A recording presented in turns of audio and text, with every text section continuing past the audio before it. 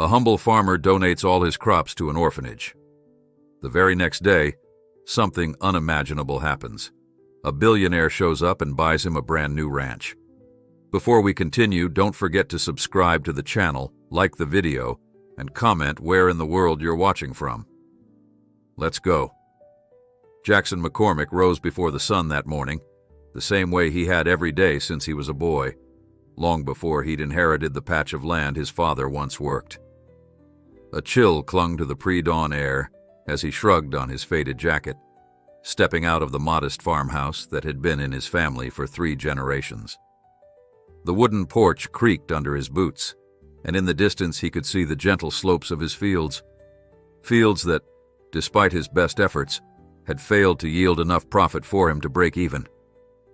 Yet today, he felt an odd spark of warmth in his chest, even as the world around him seemed gripped by a lingering cold. He walked slowly among rows of corn and soy that had somehow managed to thrive through unpredictable weather. The harvest had come early this season, surprising everyone in Trenton County. Jackson knew in his bones that fate had been kind, but he never realized just how kind until he'd run the numbers late the previous evening. There was no denying it. If he sold these crops, he could pay off enough debts to buy himself a few months' reprieve. Yet the knowledge scarcely lifted the weight on his shoulders. Year after year, new bills arrived, old equipment broke down, and bigger farms took the best contracts. By the time Jackson was done paying off the essentials, there would be little left for himself anyway. He knelt down and examined a single ear of corn, running calloused fingers over the husk.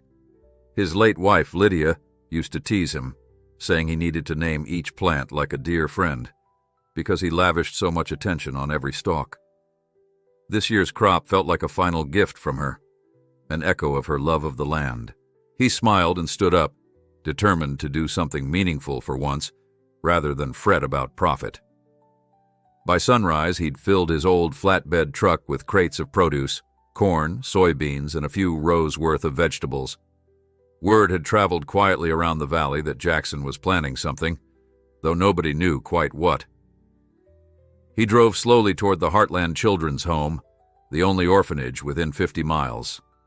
As he pulled into the driveway, he saw Sister Bernadette, the orphanage's tireless director, stepping out onto the porch in her worn sweater.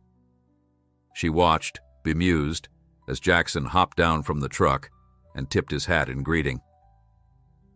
"Morning, sister," he said. "Heard you might need some supplies." Sister Bernadette's kind eyes shone with surprise. "We're always grateful for donations, Jackson, but what's all this?" Jackson cleared his throat, trying to make his voice sound casual. "Just figured you could use a harvest haul. Won't bring me much in the market anyway." That wasn't strictly true. The sale might have kept his lights on a bit longer. But Sister Bernadette didn't need that burden. Within the hour, the children gathered to see crates brimming with corn and sacks of beans stacked on the orphanage's back steps. Their wide-eyed excitement swelled Jackson's heart. He offered a gentle grin to each child who timidly approached, letting them see that farmers were real folks with a willingness to help. He noticed a teenage boy stand off to the side, his eyes hidden beneath the brim of a second-hand cap. "You like farm work, son?" Jackson asked, attempting to engage the quiet boy. The teen shuffled his feet. "Don't know, haven't tried." Jackson nodded, seeing the echoes of his own lonely youth in that stance. "Well, maybe I can show you sometime." Before they could speak more, Sister Bernadette ushered the children inside, reminding them to prepare for lunch. She then turned to Jackson. "I can't thank you enough," she began, voice thick with emotion. "We didn't know how we'd feed everyone next month. Times have been lean." Jackson felt a pang of guilt for the relief he saw on her face. It underscored just how dire things were. "Glad I could help," he managed, not wanting gratitude for something he should have done sooner.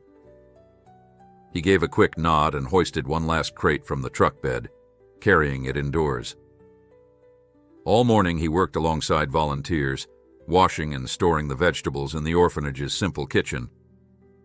Though he was exhausted by midday, He found it strangely uplifting to do something that, in the grand scheme, actually mattered. As the sun climbed higher, children ate their fill of fresh sweet corn, laughing at the novelty of it.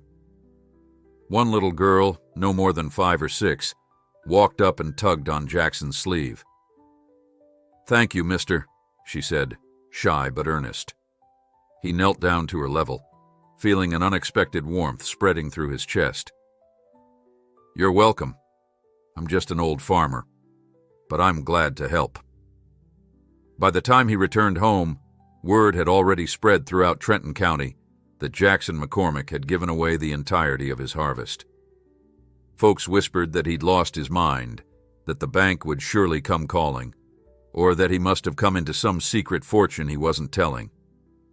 But Jackson sat alone on his porch that evening, entirely aware that he possessed no fortune and no buffer from the harsh reality he would soon face.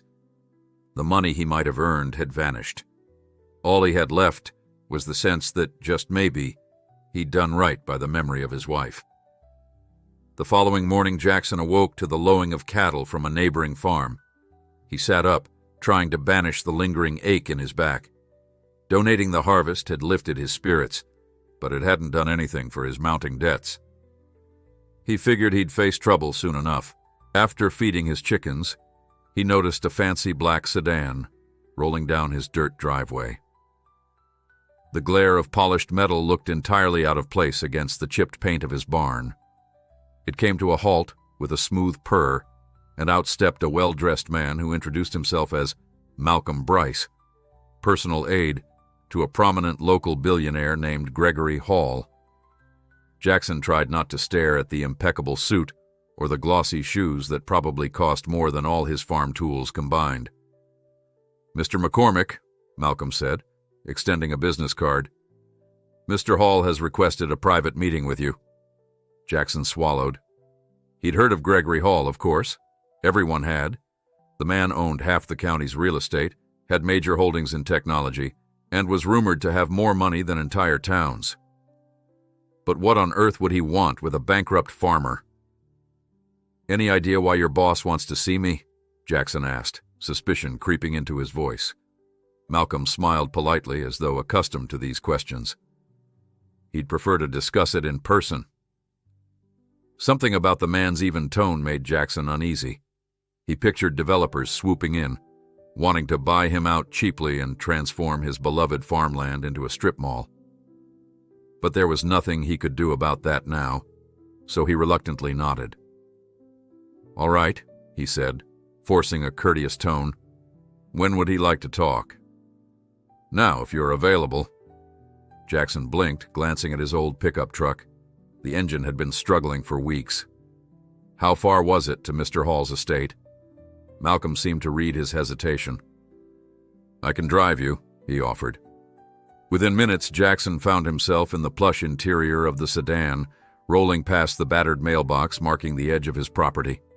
He took one last look at the aging barn and the tidy rows of empty fields, now gleaned and silent. He tried not to wonder if he'd set in motion the final downfall of his family's legacy. They drove for the better part of an hour, crossing from dusty county roads onto a winding private drive that snaked through a well-landscaped estate. At last, the sedan stopped before a mansion that looked more like a palace than any home Jackson had ever seen. He stepped out and saw another set of broad wooden doors open. A tall figure emerged, wearing slacks and a casual blazer. Gregory Hall had a silver-streaked beard and a presence that seemed to command attention without trying. He walked forward with a confident stride, extending a hand. "Jackson, I've been hearing about you," he said, voice warm in a way Jackson didn't expect. "I understand you gave away your entire harvest to feed children. That's quite a statement." Jackson shifted uneasily, unsure if this was praise or some backhanded remark. "Didn't do it to make a statement, sir," he replied. "They needed it more than I did." Hall studied him, smiling slightly. "I can respect that. It's a rare gesture. The world could use more folks willing to sacrifice for those in need." Jackson glanced around, feeling increasingly like a fish out of water amid the manicured hedges and marble columns. To be honest, I don't know why I'm here. Hall gestured for Jackson to follow him around to the back of the sprawling mansion. They strolled across a meticulously kept lawn that led to an orchard, each tree labeled and meticulously pruned. I'm a businessman, Hall began, but I wasn't born into money. I grew up in a place not too different from Trenton County. My father struggled on a small ranch out west. Jackson noted the sincerity behind Hall's words. I never heard that part about you, he said. That's because people see the suit, the cars, the success, Hall replied. They don't see the times I didn't eat so my little sister could have a meal. When I read about what you did, donating every scrap of your harvest to that orphanage, it reminded me of my father. He gave what little he had, always, to those who needed it. Jackson felt his pulse quicken. He had no clue where this was going. I reckon your father must have been a good man. Hall nodded. He was. And he taught me that when you have the chance to do something extraordinary for someone who truly deserves it, you do it. That's why I asked you here, Jackson. You could have sold those crops, but you gave them away. That doesn't just show generosity, it shows heart. They reached the edge of the orchard, where a large iron gate led to a distant hillside. Sometimes, Hall continued, people who show that kind of heart need a leg up. So let me be direct. How would you feel about owning a better ranch? One with modern equipment, enough land to turn a real profit, and enough capital behind you that you could focus on doing what you do best. Jackson's breath caught. Sir, I have no money. If you're offering some kind of partnership, I can't. Hall raised a hand, silencing him gently. I'm offering you a gift, Jackson. A new ranch, free and clear. You've proven you'll use it for good. I just want you to keep doing what you're doing, working hard and giving back. For a long moment, Jackson could only stare, his mind reeling at the enormity of what he was hearing. In the quiet hush of the orchard, the world seemed to shift. Why me? He finally managed. Hall's expression softened. Because the world rewards those who act with genuine compassion. You gave everything you had to those children. Let me give you something in return. Jackson felt tears prick the corners of his eyes, though he tried to keep his composure. He thought of Lydia and the orchard they had dreamed of planting someday. He thought of the teenage boy at the orphanage who had never learned about farms. He thought of every moment he'd woken up worried about losing everything. That's more kindness than I deserve, he said thickly. Hall placed a steady hand on his shoulder. You deserve it. Now let's talk about your new ranch. Jackson swallowed hard, emotions storming inside his chest. He realized in that instant that his life had changed forever. The day before, he was on the brink of losing it all. Now, a billionaire was offering him a future he'd never dared to imagine. He exhaled shakily. Then let's talk. The orchard gates clanged quietly behind them, leaving Jackson and Gregory Hall standing on a gently sloping hill that overlooked the billionaire's wide, rolling estate. Jackson's heart thumped in a mixture of excitement and disbelief. He'd spent years waking up before dawn, fighting back bills and hoping for just one good season. Now he was being offered a whole new life by a man who'd arrived out of nowhere. Yet the more Jackson studied Hall's steady gaze, the more he sensed an honest sincerity behind the offer.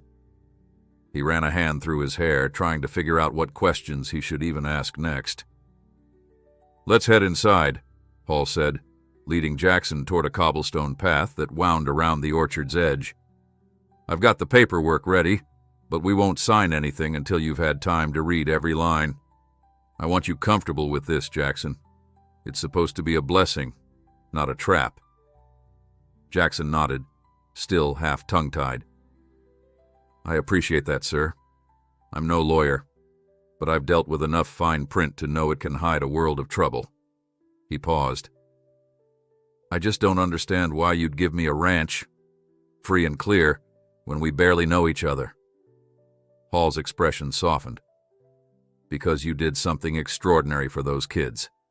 I've got resources, and it's time I used them the way my father taught me. You'll learn more about me if you stick around long enough, but suffice it to say, I admire a man who puts others first. Truth is, I'd like to see you keep doing that, just with a little less hardship. They reached a large glass door that opened into a bright, sunlit conservatory. Rows of exotic flowers lined the walls, and a small fountain gurgled in the center. Jackson marveled at the display, thinking that even if he sold his old farm 10 times over, he wouldn't have been able to afford a place like this. Hall gestured for him to follow through another hall, leading toward a comfortable office that overlooked a shimmering pond.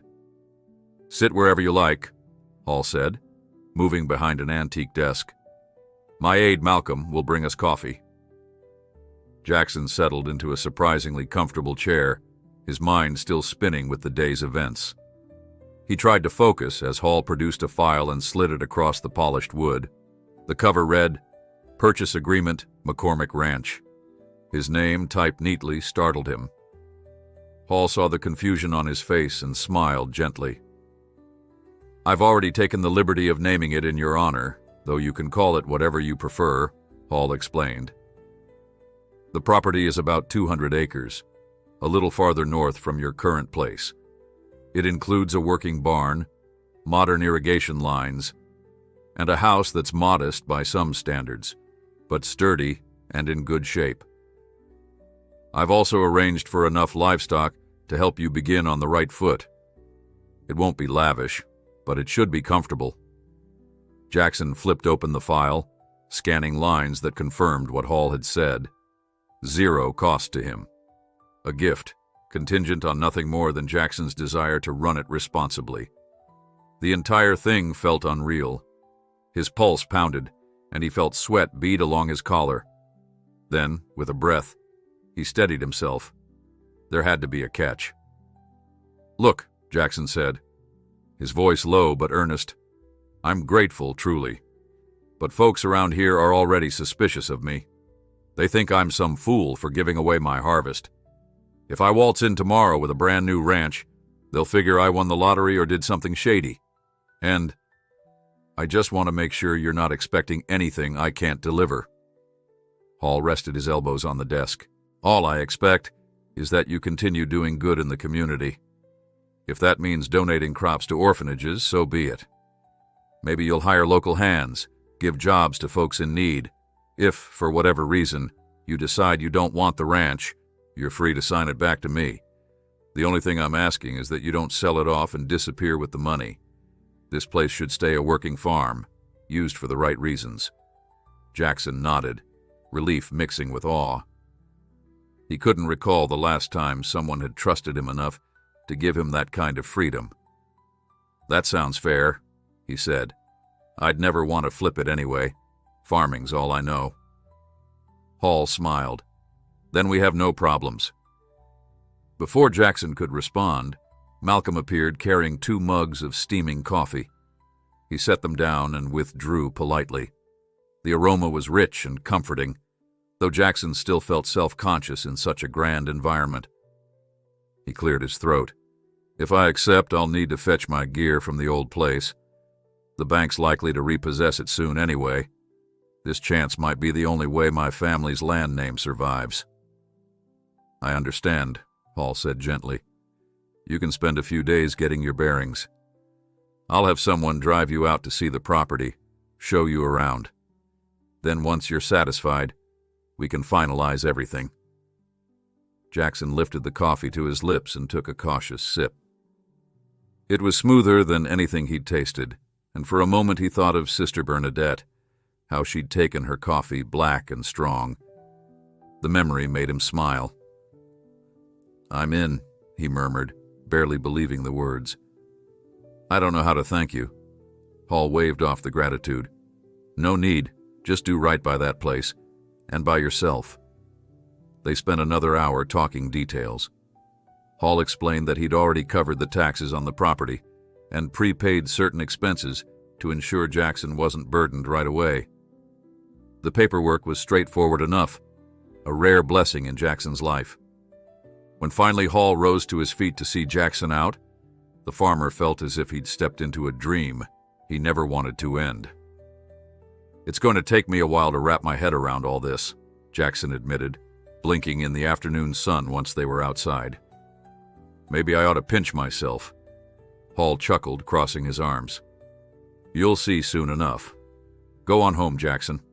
I'll have Malcolm coordinate with you about a tour tomorrow." He paused, then added, "You did a wonderful thing for those orphans. You deserve a break." Jackson nodded, trying not to choke up.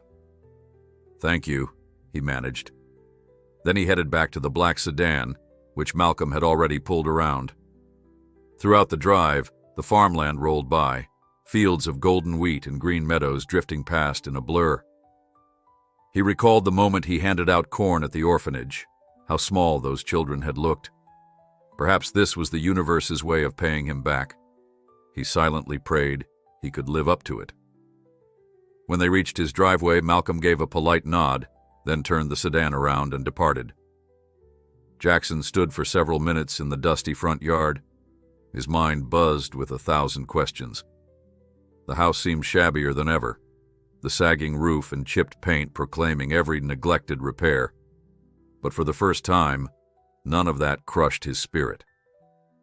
He was heading for something new, a ranch he'd call his own. No bank looming over him, no monthly statements threatening foreclosure. His eyes stung with tears. He wandered into the barn, letting the dim light wash over him. This was where he'd toiled for decades. The battered walls and creaking beams carried the memories of a life lived in quiet struggle. Times he'd built homemade crates because he couldn't afford lumber, nights he'd slept in the loft after a dispute with the bank agent. He ran his hand along the worn stall door and gave a soft laugh. He would miss this place in a strange way, but he wasn't going to let sentimentality hold him back from a once-in-a-lifetime second chance. Later that day, he phoned Sister Bernadette. She answered with a warmth that made his chest feel lighter. He explained he might soon move away from his family farm, though he promised he wouldn't stop helping if it was in his power. The sister's silence spoke volumes. "Well, Jackson," she said gently, "sometimes life offers us blessings we never see coming. Just remember, you've got a community here that cares about you." After they spoke, Jackson took a moment to scribble down notes. He'd need to arrange the few personal items he wanted to take: his father's old tractor, if it could be hauled away, Lydia's keepsakes, and the small box of family records. The rest he'd leave behind. Maybe the bank would demolish the house, or maybe it would just stand empty for years. He tried not to dwell on that uncertainty. Instead, he focused on the orchard Hall had shown him, the promise of modern irrigation, and the possibility he could grow better harvests to share. That night, Jackson slept fitfully. Dreams collided with old memories, and he woke before dawn to find the sky still cloaked in darkness. Usually he'd be out checking the fields by now, but there wasn't much left to tend. He busied himself by cleaning the kitchen and gathering boxes of personal paperwork. A wave of nostalgia hit him when he found Lydia's scribbled recipes in a faded notebook. She'd once hoped to open a roadside stand selling jam and baked goods. He slid the notebook carefully into a suitcase, vowing to keep that dream alive in his own way, even if she wasn't here to see it. As the sun finally broke over the horizon, Malcolm's sedan arrived. This time, Jackson was ready, waiting on the porch with 2 worn suitcases and a heart full of cautious anticipation. He'd lock up the property, letting the bank figure out the rest. It felt strange to leave so abruptly, but a new future beckoned him forward, offering a hope he hadn't felt in years. They drove north through unfamiliar back roads, past fields of wildflowers and winding creeks that sparkled in the morning light. Eventually, they turned onto a gravel lane lined with poplars, each tall tree swaying in a gentle breeze. The lane opened onto a rustic gate that bore a small wooden sign, McCormick Ranch. Jackson swallowed hard. Seeing his name there twisted something deep inside him, a sense of pride and humility at once. Beyond the gate, acres of gently rolling pasture spread out in every direction, A sturdy barn with a fresh coat of red paint stood on a slight rise. Farther along, Jackson glimpsed a single-story farmhouse surrounded by a wraparound porch and tidy stone walkway. The roof looked new, the windows gleamed, and even the fences seemed freshly painted. It was like stepping into a vision of everything he'd once dreamed a farm might be. Malcolm parked near the farmhouse and turned off the engine. "This is it," he said, smiling. "I'll walk you around." Jackson climbed out, his heart pounding. The grass felt soft beneath his boots. A rooster crowed somewhere, and he noticed a row of chickens pecking behind a coop. Malcolm led him to the barn first, swinging open the wide doors to reveal neatly stacked hay bales, updated tools, and half a dozen stalls that looked recently built. A couple of horses nickered gently in greeting. Jackson ran a hand along the stable door, feeling tears threaten again. It was everything he'd never had. Next, they headed to the house. Inside, sunlight spilled through generous windows. A modest living room opened into a kitchen that reminded Jackson of Lydia's unattained dream. Sturdy counters, an old-fashioned stove but in perfect working condition, and enough space to bake bread or cook hearty stews for a whole table of visitors. The bedrooms were simple, but each had a comfortable bed. He saw the potential for a life that wasn't defined by desperation. Maybe even a future where he could take in a helping hand or two, offer them a place to stay. "You've got your own well," Malcolm explained, pointing out the window. "It's deeper than standard. Irrigation lines run to all the fields, and there's a second barn near the back for storage. Mr. Hall also ensured you have a feed contract with a reputable supplier, so you won't run short in the winter." Jackson couldn't speak for a moment. He just stared at the farmland, from the bright new fences to the shimmering pond that caught the sunlight beyond the fields. It was a postcard image, too good to be real. But here he stood, living and breathing in the middle of it. "Hall wants you to know there's no rush to turn a profit," Malcolm continued, sensing Jackson's wonder. "His only condition is that you treat this place with respect and in time use your harvest for the betterment of the community." Jackson nodded, voice thick. "I can do that."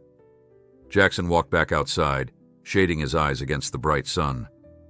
The new ranch seemed to sprawl in every direction, a green tapestry promising endless possibilities. For a moment, he simply took in the sound of the breeze rustling the tall grass. It felt surreal, like someone else's life, not his. Malcolm, still standing by the barn, cleared his throat softly. "Whenever you're ready," he said, "I'll give you a more detailed tour of the fields. I've got maps and notes from Mr. Hall's team." Jackson nodded, stepping across the gravel driveway. "Sure," he replied.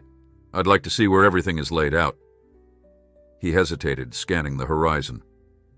"I appreciate this, Malcolm, and I appreciate Mr. Hall. Please let him know." Malcolm offered a polite smile. "I will. But if I might say something—" He paused, waiting for Jackson's nod. "Mr. Hall sees this as an investment in the greater good, not just a gift.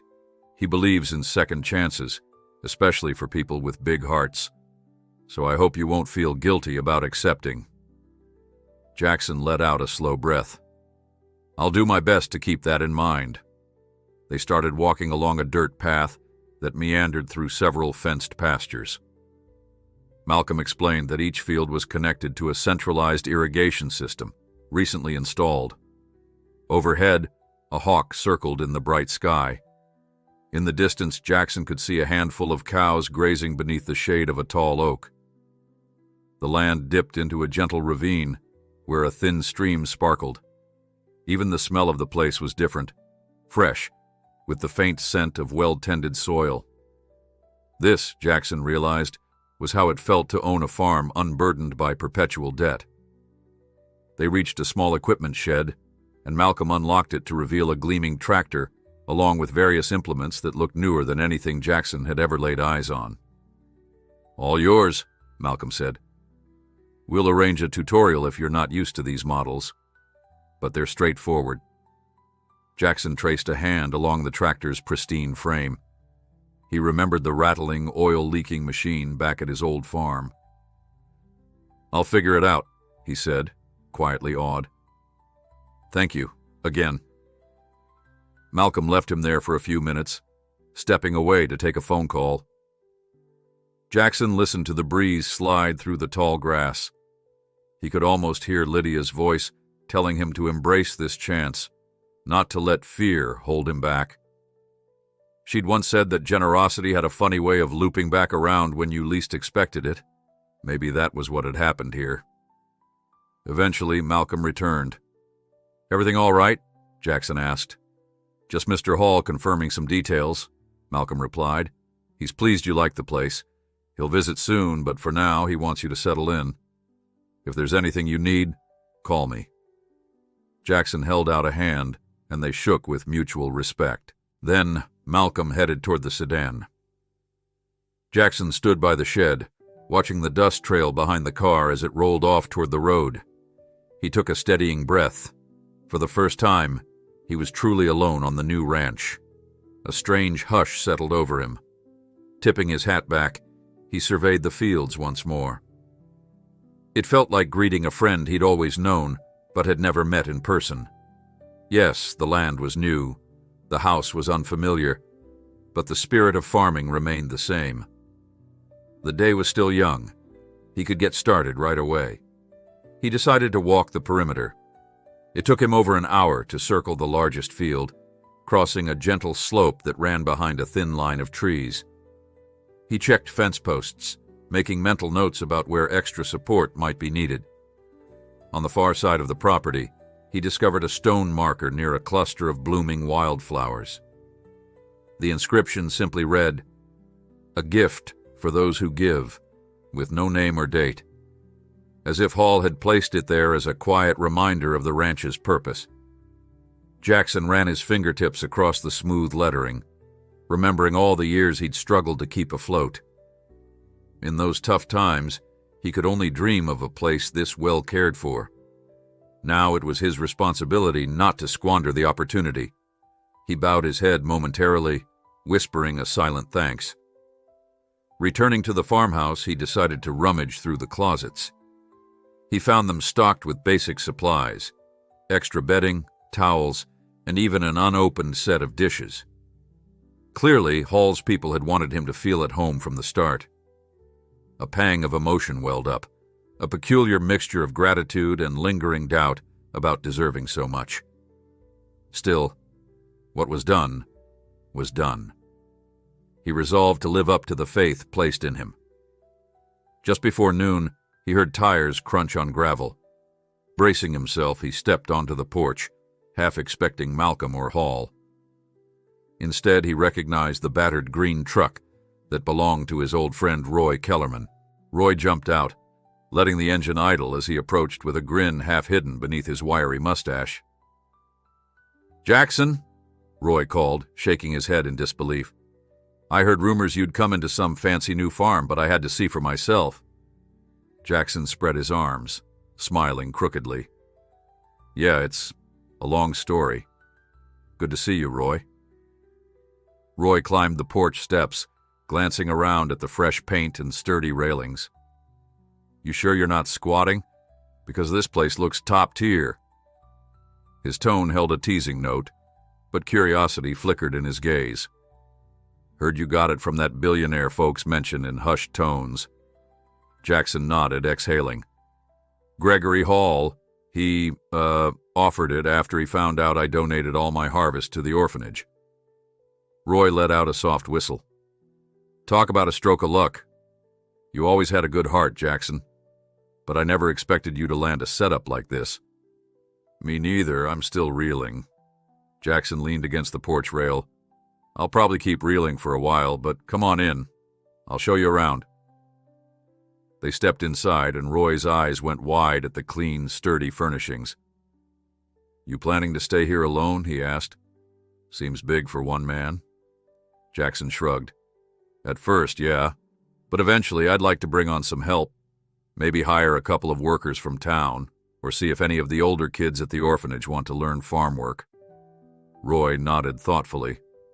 "Not a bad idea. A lot of folks are looking for stable work these days. Maybe this could help the county as a whole." Jackson offered a small smile.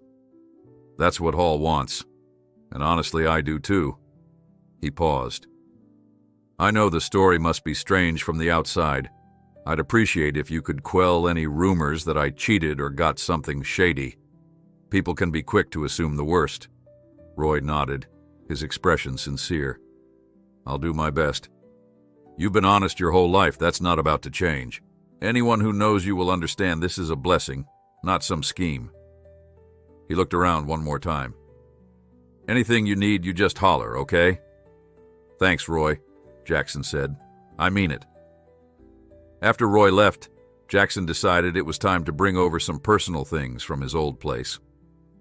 He hopped into the worn-out pickup he still owned, the same one he'd used to haul produce to the orphanage. The engine coughed a few times before starting, but eventually rumbled down the road. The closer he got to his old farm, the more he felt that swirl of bittersweet memory. The property looked the same as ever: battered fences, a sagging roofline, and a lonely windmill that squeaked in the breeze. Parking near the porch, he climbed out and stared at the weather-beaten boards. He couldn't help but think of all the times he'd stood here, uncertain whether he'd have enough money to keep the place running for another season. Now that weight was gone, replaced by a cautious hope. He walked inside, stepping over a loose floorboard that always threatened to snap. The living room was mostly empty. He'd sold off furniture over the years to pay bills, but certain items remained. Lydia's rocking chair, a battered chest that had once belonged to his grandfather, and a dusty photo of his parents in younger, happier days. He began loading items into boxes, each belonging evoking a memory. A stack of postcards from a cousin in Denver, a pair of worn boots he'd outgrown but never threw away, the old recipe cards he'd found earlier, which he planned to keep safe. His father's wooden toolbox, edges scarred from decades of use. He was so lost in thought that he didn't notice a figure standing in the doorway until a timid voice spoke. "Mr. McCormick." He turned to see the teenage boy from the orphanage, the same quiet kid who'd hovered in the background while Jackson unloaded crates of vegetables. Dressed in second-hand jeans and a simple t-shirt, he looked out of place against the peeling wallpaper. "Daniel, right?" Jackson asked gently, recalling Sister Bernadette's introduction. The boy nodded, stepping inside as if uncertain he was allowed. "Yes, sir," he said. I found your old farm by asking around. Sister Bernadette said you moved somewhere else, but I wanted to see if you needed help." Jackson put down the box, genuinely surprised. "Didn't expect you out here. Everything okay at the orphanage?" Daniel glanced around, eyes flicking over the empty shelves. "They're fine. I'm about to turn 18. I never got adopted. Sister Bernadette said I can stay a while, but I need to figure out a job or a place to live. Thought maybe you could use some help." Jackson's heart squeezed with sudden empathy. He recalled how lost he'd felt at that age, losing his own father to illness and inheriting more troubles than he knew how to handle. "You like farm work?" he asked, echoing that day's question. "Never had a chance to show you, but I will if you're sure." The boy nodded, determination gleaming in his eyes. "I'd like to learn. I'm good with my hands and, well, Sister Bernadette said you gave away all your crops. She said you're a decent man." Jackson swallowed hard. "I hope so." He reached into his pocket, retrieving the new ranch keys. "I've got a place up north, Daniel. Bigger than this one, modern equipment and all. If you're serious about learning, I'll teach you. Maybe we'll figure out a fair wage once I get on my feet." Daniel's relief was palpable. "That'd be amazing," he said, voice soft with emotion.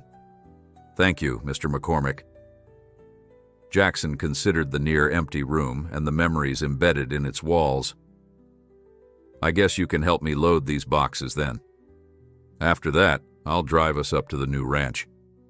We'll see if we can't get you settled in the spare room, at least until we figure out your next steps." A smile broke across Daniel's face, an unguarded, hopeful grin that reminded Jackson of the children's bright eyes the day he'd delivered fresh produce. It occurred to him that maybe this ranch had a purpose beyond his own fortune. It could become a second chance not only for him, but for anyone in need of a hand. Jackson and Daniel spent the rest of that afternoon sorting through the last of the old farm's belongings. Sunlight slanted through the dusty windows, illuminating boxes stacked near the sagging front door. There wasn't as much to pack as one might expect from a lifetime on that land. Years of hardship had forced Jackson to sell or discard most non-essential items. Even so, each piece carried a story. While Jackson carefully secured his mother's worn Bible in an old tin box, Daniel gingerly wrapped a small glass figurine, a hummingbird Lydia had once adored, in crumpled newspaper. They filled the back of Jackson's rattling pickup with these odd remnants of another era. When at last the house was nearly bare, Jackson paused in the front room, running a hand over the scratched wooden banister that led upstairs. In that moment, memories flooded in. The early mornings warming by the hearth, the nights Lydia would read by lantern light, the times he'd hammered makeshift repairs just to keep the place livable. Every plank, every corner felt infused with her spirit, and letting go stung more than he cared to admit. He heard Daniel approach behind him. The boy's presence was quiet and watchful. Despite his youth, Daniel seemed to recognize the gravity of the moment. He asked softly, "You okay, Mr. McCormick?" Jackson nodded and cleared his throat. "I'll be all right," he said. "This house wasn't doing me many favors the last few years anyway." But in truth, he knew the farm's failings weren't the real reason for his ache. He could almost see Lydia standing on the steps, smiling at him, with that encouraging sparkle in her eye, telling him it was time to move forward. They locked up, stepping out onto the old porch for what Jackson intended to be the final time. He placed the key in his pocket, uncertain what the bank would eventually do with the property. Then he climbed into the driver's seat. Daniel settled in on the passenger side, and with a sputter and a cough, the truck headed off down the rutted lane, leaving behind that chapter of Jackson's life. The drive north was quiet at first. They passed fields Jackson had known all his days, some thriving, others gone to seed. Daniel fiddled with the radio, eventually settling on a station playing country ballads. Now and then, the teen would cast a sidelong glance at Jackson, as if gauging whether it was okay to ask questions. Jackson sensed the curiosity swirling in the boy's mind. "You can ask me anything," Jackson offered, eyes on the road. Daniel toyed with the edge of his cap. "Well, I guess. How'd you meet this billionaire who's giving you a new ranch?" Jackson's mouth quirked in a faint smile. "It's quite the story. Heard of Gregory Hall? He's a big name in these parts, but I didn't know him personally. Then I donated my harvest to the orphanage. Word got around, and that's how he found out about me." Daniel's eyes widened. "So he gave you all that land just because you helped the orphanage?" "More or less," Jackson said quietly, still in awe himself. He said it reminded him of the way his father used to help folks, and he wanted to reward me. Part of me is still waiting to wake up." Daniel nodded slowly, letting it sink in. They drove in silence for another mile before he spoke again, voice tentative. "Mr. McCormick, do you believe everything happens for a reason?" Jackson slowed as they approached a four-way stop. He considered the question. "If you'd asked me a month ago, I'd have said life's mostly random, that good deeds don't pay the bills. But now, I'm not so sure. Maybe in some roundabout way, each step leads us where we need to be." Daniel leaned back, pondering that. The sun was lowering behind them, painting the horizon in soft oranges and pinks. Soon enough, they turned onto the gravel lane lined with poplars and passed through the wooden gate Jackson had seen earlier, McCormick Ranch, lettered neatly across the sign. Daniel craned his neck as they emerged into view of the sloping pastures and the red barn shining in the evening light. His stunned whisper carried in the hushed air of the truck cab. "Whoa, I didn't realize it was going to be this nice." Jackson stopped near the farmhouse, turning off the engine. "That makes two of us." Together they climbed out, letting the last rays of daylight wash over them. "There's a spare room inside," Jackson said, nodding at the neat little house. "We can set you up there." Daniel stared at the porch, his gaze drifting across the tidy steps and well-maintained siding. "I've never really had my own room," he murmured. "Ever since I can remember, I've had to share with other kids." Jackson felt a tug at his heart. "Well, you do now," he replied, his voice kind. "Let's unload what we can tonight, and I'll whip us up some dinner.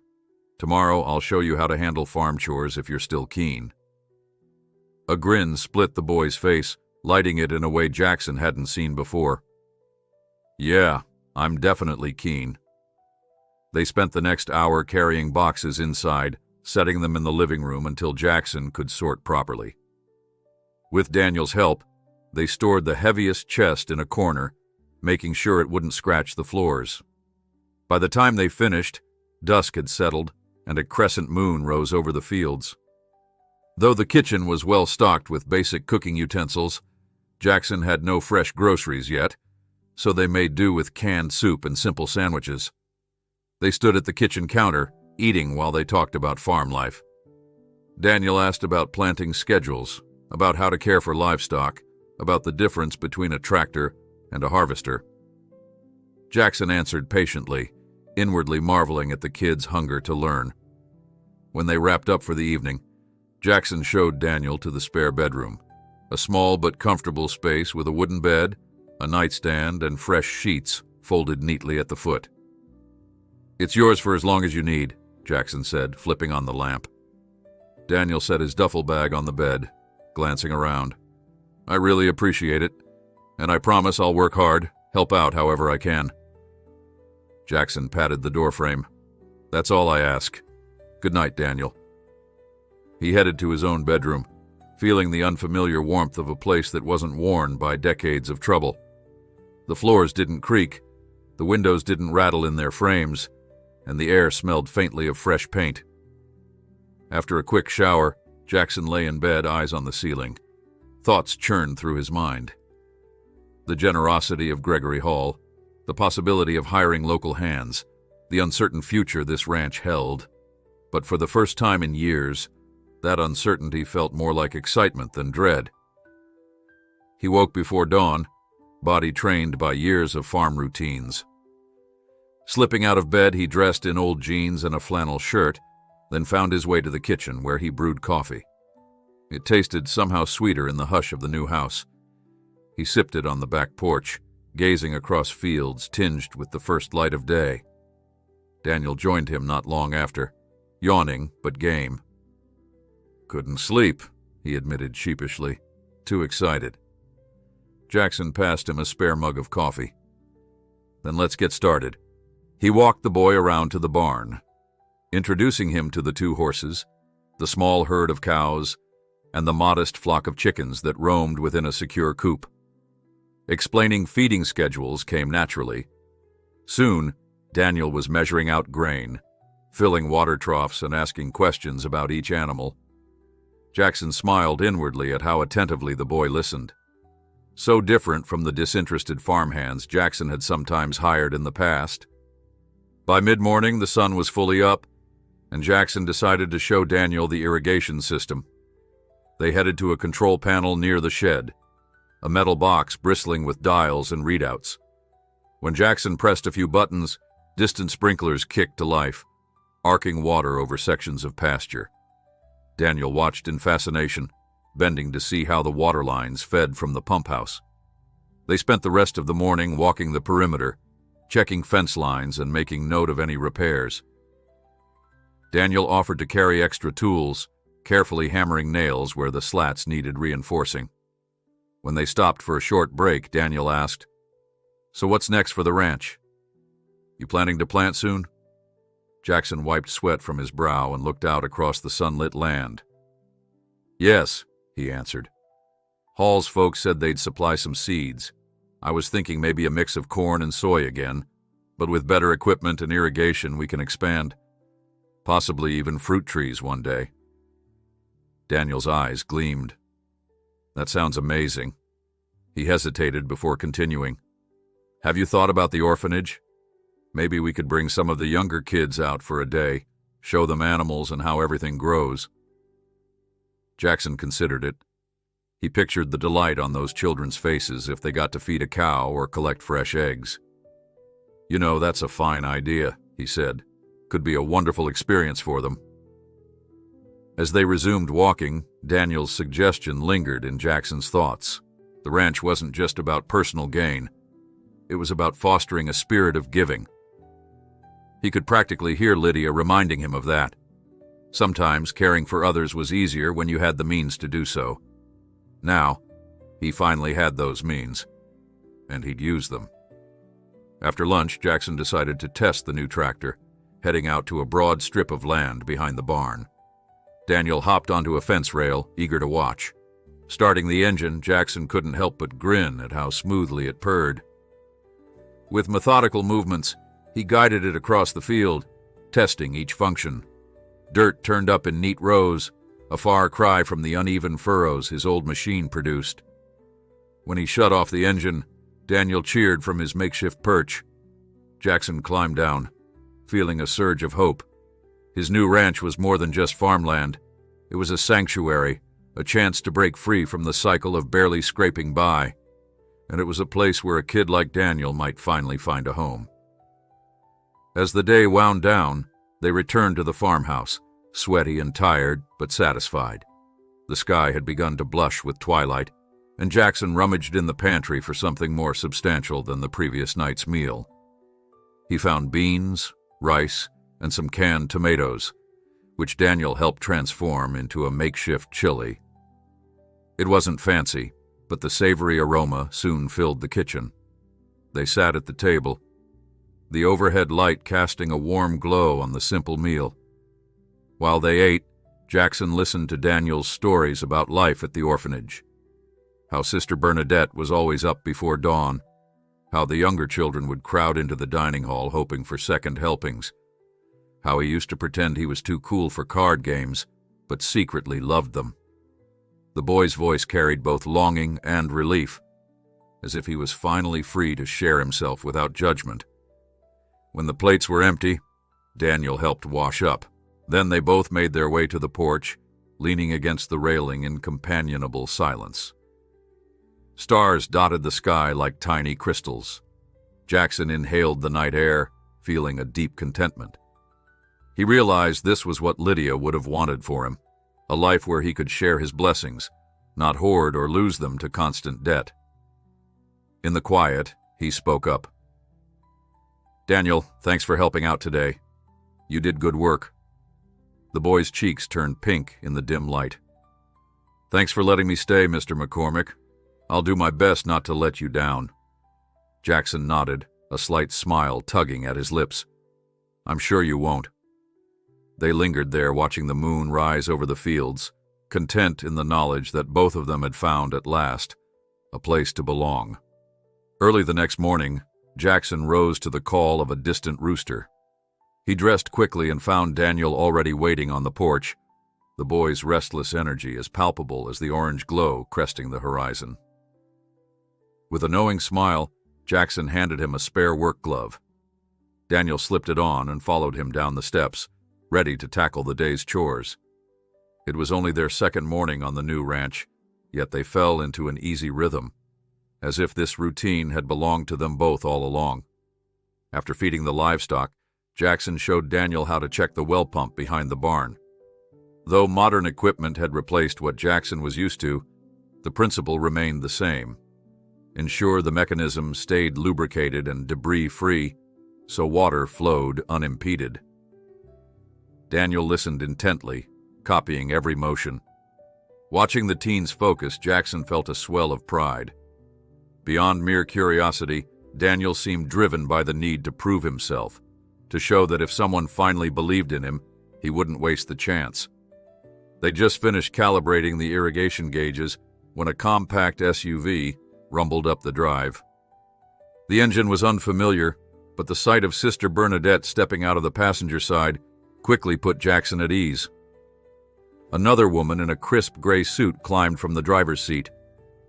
As they approached, Jackson noticed that Sister Bernadette looked both relieved and oddly nervous.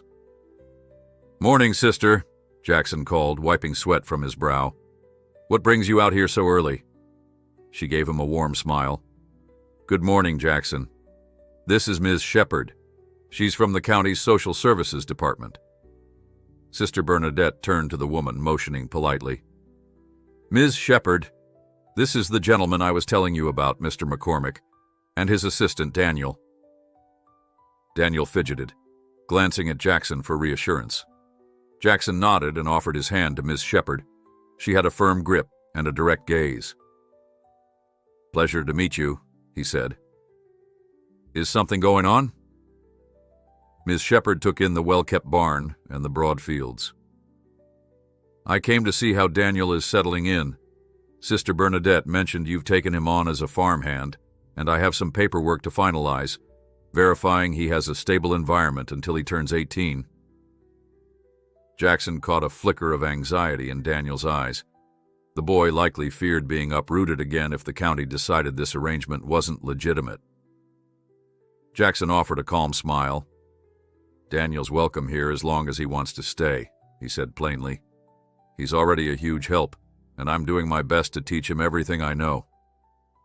Ms. Shepard nodded. "That's good to hear. Given Daniel's age, we want to ensure he has a path toward independence. He could remain at the orphanage, of course, but it seems he's eager to learn a trade." "Yes, ma'am," Daniel chimed in, mustering confidence. "I'm learning a lot already, and Mr. McCormick's he's been real good to me." Sister Bernadette placed a gentle hand on the boy's shoulder. "Daniel's got so much potential. We're just thankful Jackson can give him a stable place to grow." Then she turned to Jackson. "I also wanted to ask about something else, if it's not too forward. The orphanage is planning a small outing for the children next weekend.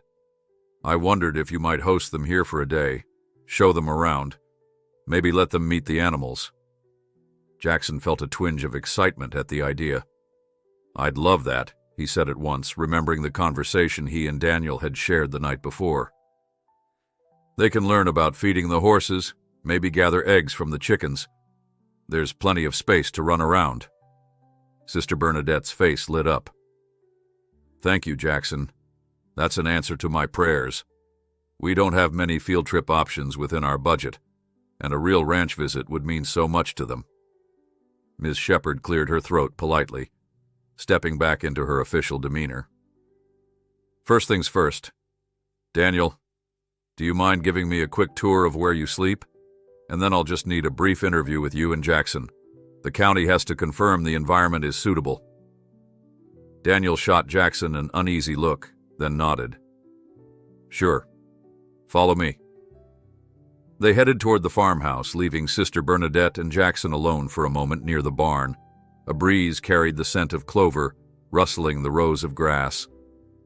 Sister Bernadette sighed softly, smoothing down her sweater. "It's kind of you to welcome them next weekend. Truth is, we're at capacity for the summer.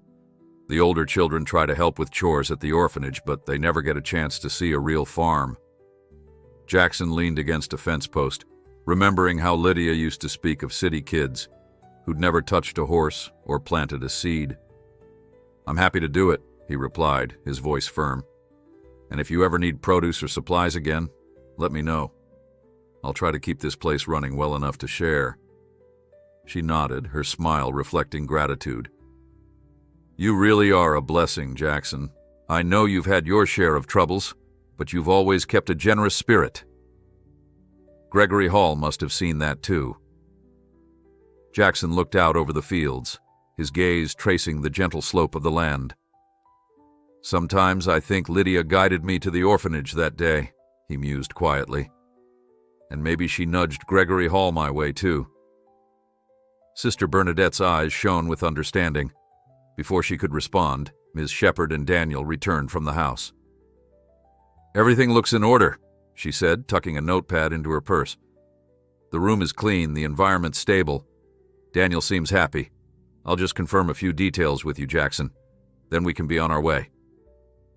They moved to the porch, where Ms. Shepard asked quick questions about Jackson's daily schedule, his resources, and whether he planned to formally employ Daniel once the boy turned 18. Jackson explained he wanted to pay Daniel fairly as soon as the ranch started generating any surplus. Ms. Shepard's expression softened. That should be fine, and if you run into any issues, let me know. When they finished, Sister Bernadette and Ms. Shepard departed, the SUV rolling down the gravel lane. Daniel let out a long breath. I was afraid she'd think I wasn't safe or something. Jackson clapped him on the shoulder. You've got nothing to worry about here. They stood together, watching dust settle in the SUV's wake, the ranch so peaceful it felt like a world unto itself. The following days flew by in a flurry of activity. Jackson and Daniel prepared small tasks for the orphanage visit, tidying up the barn, marking safe boundaries for the children, and even setting aside a corner where they could plant a few seeds to see how fast things sprouted. Once, while cleaning the chicken coop, Daniel suggested building a mini obstacle course for the kids, just to make the tour more fun. Jackson agreed wholeheartedly, hauling old planks and barrels to create a simple circuit. Midweek, Gregory Hall dropped by unannounced. He arrived in a sleek car, but stepped out wearing dusty jeans and boots, as though remembering his own ranch upbringing. Jackson found him studying a fence post near the barn with an approving nod. You've made yourself at home, I see, Hall said, turning to greet Jackson with a handshake. Jackson laughed quietly. Slowly but surely. I'm still finding my bearings. But it feels right. He gestured for Hall to join him inside for coffee. The billionaire seemed genuinely relaxed, walking into the farmhouse and commenting on how warm and welcoming it felt. When Daniel emerged from the kitchen, Hall flashed a kind smile. I take it you've got some help? Yes, Jackson replied proudly. This is Daniel. He's from the orphanage, nearly 18, but needed a place to land. He's been working hard. Hall extended his hand. Good to meet you, Daniel. You must be a fast learner if Jackson is letting you near his new equipment already. Daniel chuckled, shaking the man's hand. I'm trying, sir. Every day I learn something new. Hall accepted the coffee Jackson had poured and took a seat at the small kitchen table. He seemed at ease, as though preferring the honesty of a simple farmhouse to the pomp of his estate. I came to see if there's anything more I can do, he said plainly. Any upgrades or expansions you've realized you need. Don't be shy. Jackson shook his head. We're well set for now. I do have a question, though. The orchard sign in the back corner. Did you place that small stone marker? Hall nodded, smiling. I did. My father once said a gift should be memorialized quietly without boasting. So I started placing those markers on every philanthropic project I support. It's a way of reminding future generations that compassion built the place. Jackson appreciated the sentiment. It's a nice touch. This land already feels like something bigger than me. Hall's gaze drifted to the window, where sunlight poured across the fields. That's exactly what I hoped. Keep doing what you're doing, Jackson. If you ever need help, you have my number. They chatted a while longer, discussing possible future improvements. Maybe a greenhouse for year-round produce. Hall listened intently, neither pushing nor withholding support. Jackson suspected the man didn't merely hand out resources. He wanted the recipient to shape those gifts into something personal and enduring. Before Hall departed, he wandered outside with Jackson and Daniel, praising the fresh paint on the barn doors. Daniel told him about the orphanage visit scheduled for the weekend, and Hall's eyes lit up. I remember the first time I saw a calf being born, he recalled. It changed how I viewed the world. If those kids get a fraction of that wonder, this place is already serving a bigger purpose. With that, Hall gave each of them a firm handshake and climbed back into his car, dust swirling as he disappeared down the lane. Daniel remained where he stood, hands in his pockets, gazing at the place. He's pretty normal for a billionaire, huh? Jackson laughed. Yeah, more so than I expected. The rest of the week, they worked extra hours to ensure everything was safe and presentable for the children's visit. Jackson made a small sign reading, "Welcome, Heartland Children's Home," which Daniel helped post near the driveway. They tested the mini obstacle course, leading a cautious horse around the barrels to be sure no child would stray too close to hooves. Daniel even fashioned a few name tags out of construction paper so the kids could label themselves and keep track of each other in the open fields. At last, Saturday dawned bright and clear. The orphanage's old bus arrived mid-morning, rattling down the driveway, windows filled with wide-eyed faces pressed against the glass. Jackson and Daniel stood near the barn to greet them, while Sister Bernadette hopped out first, her smile radiant. "Goodness," she said, looking around. "It's bigger than I remembered.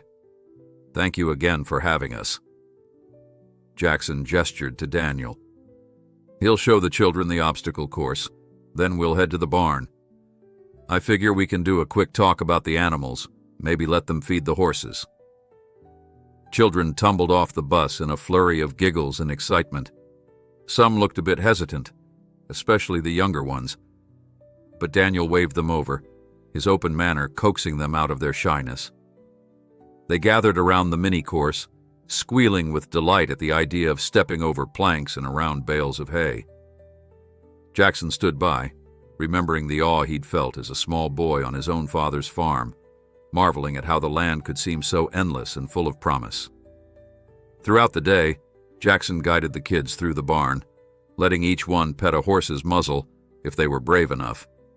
He chuckled when a sheep tried to nibble at a little girl's shoelaces, prompting a chorus of laughter. Daniel demonstrated how to collect eggs from the coop, carefully lifting each egg and placing it in a small basket for the children to pass around. Sister Bernadette snapped photos with a disposable camera, documenting every grin and gasp of delight. Near lunchtime, they spread blankets on a patch of grass beneath a tall oak tree. Jackson had prepared simple sandwiches and fresh fruit, but even that felt like a feast to many of these children who rarely ate outside cafeteria-style settings. As they devoured the food, Jackson and Daniel exchanged relieved smiles. The day was going smoothly, each activity bringing a fresh burst of excitement. After the meal, Daniel led a group to the mini planting area he and Jackson had set aside, handing out small seed packets. The children each poked seeds into the soil, wide-eyed with the promise that one day green shoots would appear. Jackson felt a lump in his throat seeing how something so small could mean so much to a child. By late afternoon, as the bus prepared to depart, several kids raced back for farewell hugs to the horses and sheep. Sister Bernadette's voice quavered as she thanked Jackson. "You don't know what this means to them. It's been a long time since they laughed so freely." Jackson tipped his hat, his own heart full. "They're welcome any time," he said, voice thick. "I'm just glad they had fun." The bus rumbled away in a cloud of dust, children waving from the windows until they disappeared around the bend. Daniel stood quietly at Jackson's side, both of them tired but glowing with satisfaction. "That was incredible," Daniel murmured, watching them discover all this. Jackson nodded. "Yeah, reminded me why this ranch matters. It's not just for us, it's for them, and for anyone who needs to know there's still good in the world." They turned back toward the barn, ready to tidy up.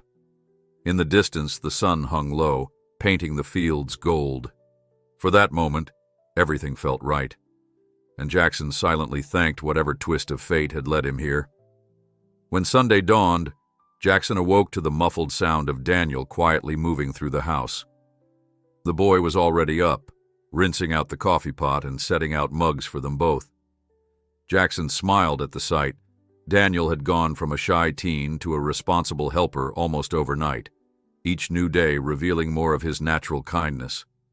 Outside, the sky glowed with streaks of peach and yellow, promising another bright morning on the ranch. They stepped onto the porch together, sipping coffee and listening to the soft lowing of cows near the fence line. Daniel glanced sideways. "Mr. McCormick." Do you ever worry about not being able to pay bills here? Or are you completely in the clear now that Mr. Hall gave you this place?" Jackson let the steam warm his face. "We're in a far better position than I ever was on the old farm," he said. "Gregory Hall took care of the property taxes for a while, and the deed is free and clear. But we can't be lazy. Electricity, feed, eventual upkeep, it all adds up. We'll need to make this place profitable." Daniel nodded, as if relieved Jackson wasn't ignoring reality. "Well, I'm here to work," he said. "If we can do more harvests or maybe host events like we did for the orphanage, I'd be happy to help." "I'm not afraid of long hours." Jackson clapped him on the shoulder. "I know you're not. We'll figure it out as we go." After breakfast, they took inventory of everything around the ranch. The line of crates in the storage barn included extra seeds, mostly corn, soybeans, and a few experimental vegetables. Jackson felt a twinge of excitement. He'd never had the resources to try out new crops before. With the orchard space in the far corner, maybe he could even start planting fruit trees next spring. As they tallied supplies, Jackson jotted down numbers in a battered notepad, the same one he used to track finances at his old farm. Now, though, the entries held promise rather than despair. Midway through counting, a distant rumble of engines made them look up.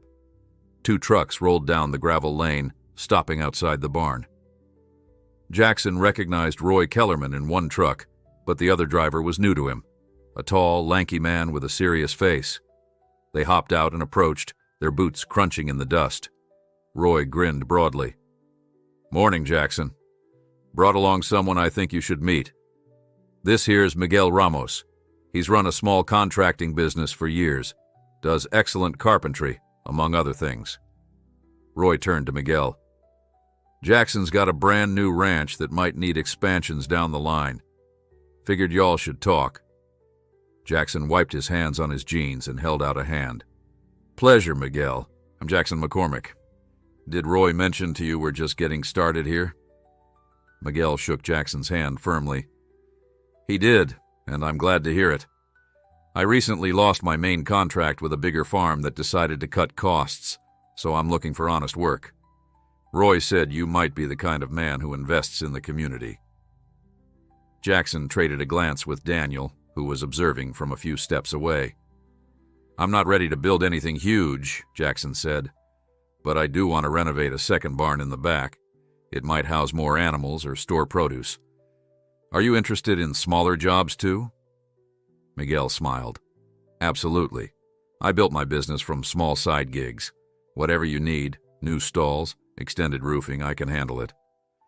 Roy nodded eagerly. "Told you he's the best. Man's got magic hands with wood. I saw the stable he built for the Henderson place, and it was top-notch." Jackson considered it, feeling a pang of responsibility.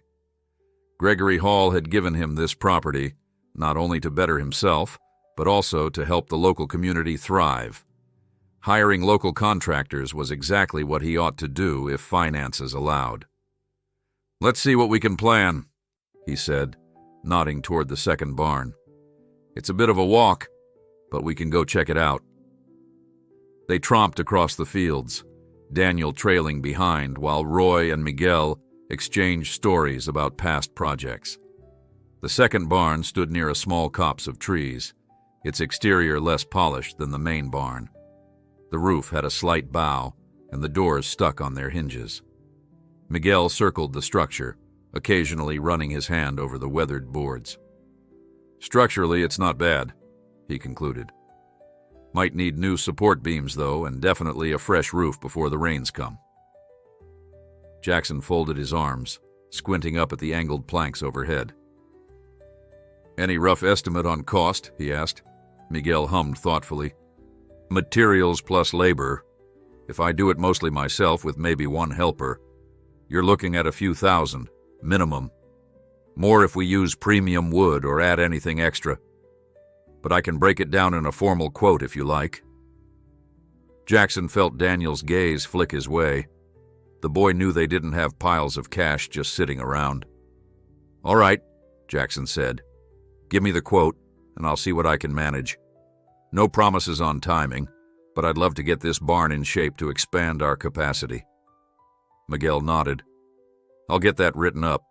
Thanks for hearing me out." On the walk back, Roy couldn't hide his enthusiasm. "You know, Jackson, if folks see you improving this place, it'll encourage them. Word's already spreading about how you welcome the orphanage kids. And Gregory Hall's involvement has folks curious. Everyone's talking about a brand new McCormick ranch that might become a local hub for produce. People are excited." Jackson exhaled slowly. "I appreciate the optimism. Just hope I can live up to it." After Roy and Miguel departed, Jackson and Daniel stood beside the main barn, the day's chores only half done. Daniel turned to him. "You think we can afford those repairs soon?" Jackson rubbed his chin, glancing at the distant outline of the second barn. "Might need to harvest something first. Or maybe we can start small. If the cost's too high, we'll wait. I'd rather not go into debt again." Daniel grinned. "That sounds like a plan." They resumed their tasks, storing the last of the seeds and double-checking the feed. By late afternoon, the sky had begun to darken with a gathering storm front. Thick, gray clouds drifted in from the west, and a cool breeze signaled rain. Jackson hurried to tether the horses in their stalls, while Daniel rushed to secure loose tools. Just as they finished, the first droplets spattered the ground. Within minutes, heavy rain pounded the barn's roof, water cascading from the eaves. Jackson closed the big sliding doors, leaving them listening to the roar of the downpour outside. Daniel stood by the rows of neatly stacked hay bales, arms folded. "I like the sound of rain," he said, raising his voice above the din. "It always made me feel safe back at the orphanage, like I could curl up in bed and just let it lull me." Jackson gave a wry chuckle. "On a farm, we're grateful for a good rain, as long as it doesn't flood. This is perfect for the fields. With the irrigation lines and nature's help, we'll have a healthy crop whenever we plant." They pulled up a couple of crates and sat, talking idly while the storm raged. Daniel mentioned how Sister Bernadette had taught him to read better, staying after hours to practice pronunciation and grammar. That revelation made Jackson realize how eager the teen was for self-improvement. He mentally added reading materials to his future shopping list, hoping to feed Daniel's curiosity in more ways than one. When the rain finally let up, the sky broke into a tapestry of orange and pink. They walked out of the barn to see rivulets trickling across the gravel, and the field shimmered beneath the parting clouds. Jackson felt the surge of satisfaction farmers always get when the land receives a good soaking. This ranch had needed a refreshing downpour. Perhaps it symbolized the next step in their growth. Later that evening, they settled around the kitchen table for supper. Jackson had whipped up a simple stew with vegetables from a local farmer's market, and Daniel happily devoured 2 servings. Outside, frogs croaked in the damp grass, and fireflies began their tiny light show. Between bites, Daniel asked, "Are we going to get any help from Mr. Hall with the second barn?" Jackson shrugged. "He might offer, but I'd rather not lean on him for every expense. He's already done enough. I want to stand on my own 2 feet, you know?" Daniel nodded, his expression thoughtful. "Makes sense. But if we ever really get stuck, I guess it's good to know he's got our back." They finished dinner and cleaned up, each lost in private thoughts. Jackson found himself pacing the living room, the single lamp casting a comforting glow. He couldn't quite explain the swirl of emotions within him: gratitude, responsibility, excitement, and a thread of nerves. The place felt so alive, as though each day opened another door. Before heading to bed, Jackson peeked outside at the still rain-soaked fields. He remembered those desperate nights on the old farm, worrying about storms that never came, or storms that came too fiercely. Now he felt that with the right mix of caution and faith, he might guide this ranch through whatever nature threw their way. The next few days fell into a steady pattern. Dawn brought chores, feeding and watering animals, checking fences, and exploring the corners of the property. Afternoons often found them in the fields practicing with the tractor or tinkering with the barn's interior. Sometimes neighbors stopped by, curious folks who'd heard rumors of Jackson's new luck and wanted to see for themselves. Jackson greeted each visitor politely, aware that the ranch had become a local point of interest. Many left with the sense that McCormick Ranch was run by someone who wouldn't forget his roots. One morning, Ms. Shepard from Social Services dropped off a few official forms for Daniel to sign now that his 18th birthday loomed. She seemed relieved to see how well Daniel was adapting. "Once you turn 18, she explained, you'll have more say in your living arrangements, but we like to confirm you still feel safe and comfortable here." Daniel nodded vigorously, signing the paperwork without a hint of doubt. "I'm staying," he declared. "This is my home now." Jackson's heart warmed at that. He gave Daniel a light pat on the back. The boy returned a half smile, looking a little embarrassed by the display of affection, but pleased nonetheless. In the late afternoon, after Ms. Shepard's departure, Jackson and Daniel strolled the north pasture, discussing the future orchard plan. They had no saplings yet, just a patch of ground that seemed ideal for fruit trees. Daniel asked about apple varieties, and Jackson explained the difference between early harvest apples and late season ones. They joked about naming the orchard after Sister Bernadette, a testament to her faith in second chances. As they walked, Jackson caught sight of a faint rainbow arcing over the distant hills, a colorful reminder of the rain a few days before. He paused, letting the moment sink in. Not long ago, he'd woken every morning bracing for one more crisis. Now, each sunrise brought new possibilities rather than dread. Yes, challenges would come, making the ranch profitable, hiring help, paying for repairs, but they felt surmountable for the first time in his life. Daniel stood beside him, eyes on that rainbow. "Looks like a good sign," the boy murmured. "Kinda like everything's coming together." Jackson nodded, a lump catching in his throat. "Yeah," he said softly. "I think we're heading in the right direction." They lingered there, the sky awash in gold and violet, shoulders touching in the hush of the moment. The ranch stretched around them, vast and full of promise, welcoming them home. One breezy morning in late summer, Jackson woke with a renewed sense of purpose. The sky had the crisp clarity that followed a cool night, and the sunlight filtering through his bedroom curtains promised a day suited for outdoor work. After dressing, he headed to the kitchen and found Daniel already poking around the pantry, his hair tousled from sleep. They exchanged grins, and Jackson poured them both coffee as they slipped into their morning routine. Ever since Daniel had settled in, the farmhouse felt more alive, a place with two kindred spirits, forging a future side by side. Out on the porch, Jackson lifted his mug and took a moment to marvel at the fields. The ranch had become a tapestry of thriving grass, neatly fenced pastures, and that second barn in the distance waiting for repairs. He and Daniel had run the numbers carefully, concluding they'd need to plant a decent harvest soon to bring in revenue. But the orchard corner also beckoned, an unspoken promise of apples, peaches, or pears that could feed families and maybe bring income someday.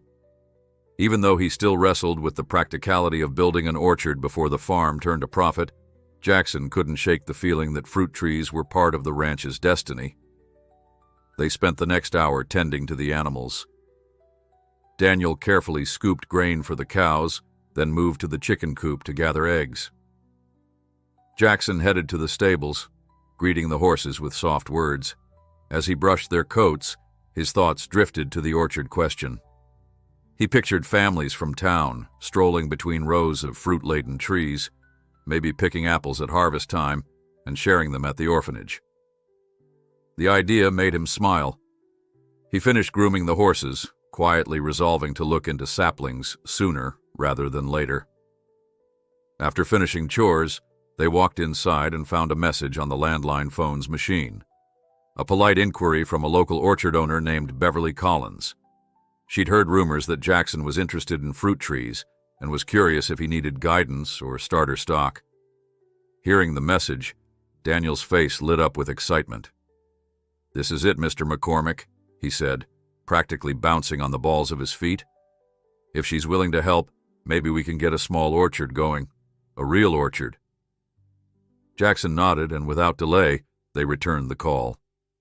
Beverly answered on the second ring, her tone warm and confident. "I've been running Collins Orchards for near 20 years, she said. "Heard from Roy Kellerman that you've got a big ranch and a heart for community, so I figured I'd see if you're serious about fruit trees." Jackson explained that the ranch was still in its early stages, but they hoped to plant, eventually. Beverly offered to stop by later in the week for a look at the land, and Jackson readily agreed.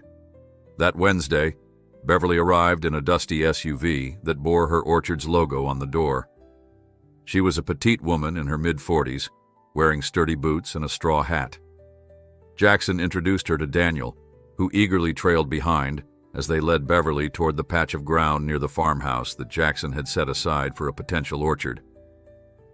Beverly kneeled to test the soil with practiced fingers, crumbling it to check texture. She asked about the local climate, the irrigation system, and how soon Jackson hoped to see fruit. He admitted he was in no hurry, wanting to do it right instead of fast. "You've got decent earth," Beverly concluded, standing up and brushing her hands on her jeans. "Might need to amend the soil a bit with compost, but the drainage seems all right. You can start with a small variety, maybe a half dozen apple trees and a couple of peach. The first few years are mostly about nurturing the roots, but if you plan well, you could see a modest harvest down the line." Daniel, who'd been listening intently, piped up. "Do you think we could invite the orphanage kids to help plant them? Like a community planting day?" Beverly's eyes brightened. "That's a splendid idea. I do events like that at my place. Families come to pick fruit, and it really builds goodwill. Might be just what you need to put McCormick Ranch on the map as more than just a private farm." Jackson felt a pleasant jolt of excitement. The notion of building an orchard through a community event resonated with everything he believed in. He pictured kids from the orphanage, local families, and old friends all pitching in to plant saplings that would benefit them for decades. "I love it," he said, voice gruff with emotion. "If you can help us with the saplings and show us the ropes, we'll do the rest." Beverly handed him a brochure detailing different apple varieties, from crisp Gala to tart Granny Smith, plus a few pages on peach tree care. "We can talk specifics," she said. "And if you need to spread the cost out, I'm flexible. Just pay me as you can." "I respect what you're doing, Jackson."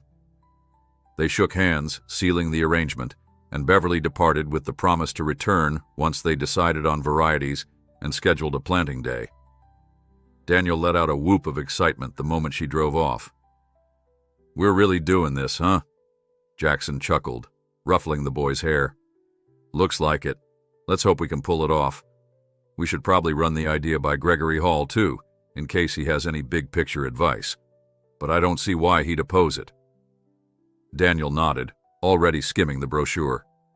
"I vote for Honeycrisp apples," he declared, grinning like a child at Christmas. "Those are the best."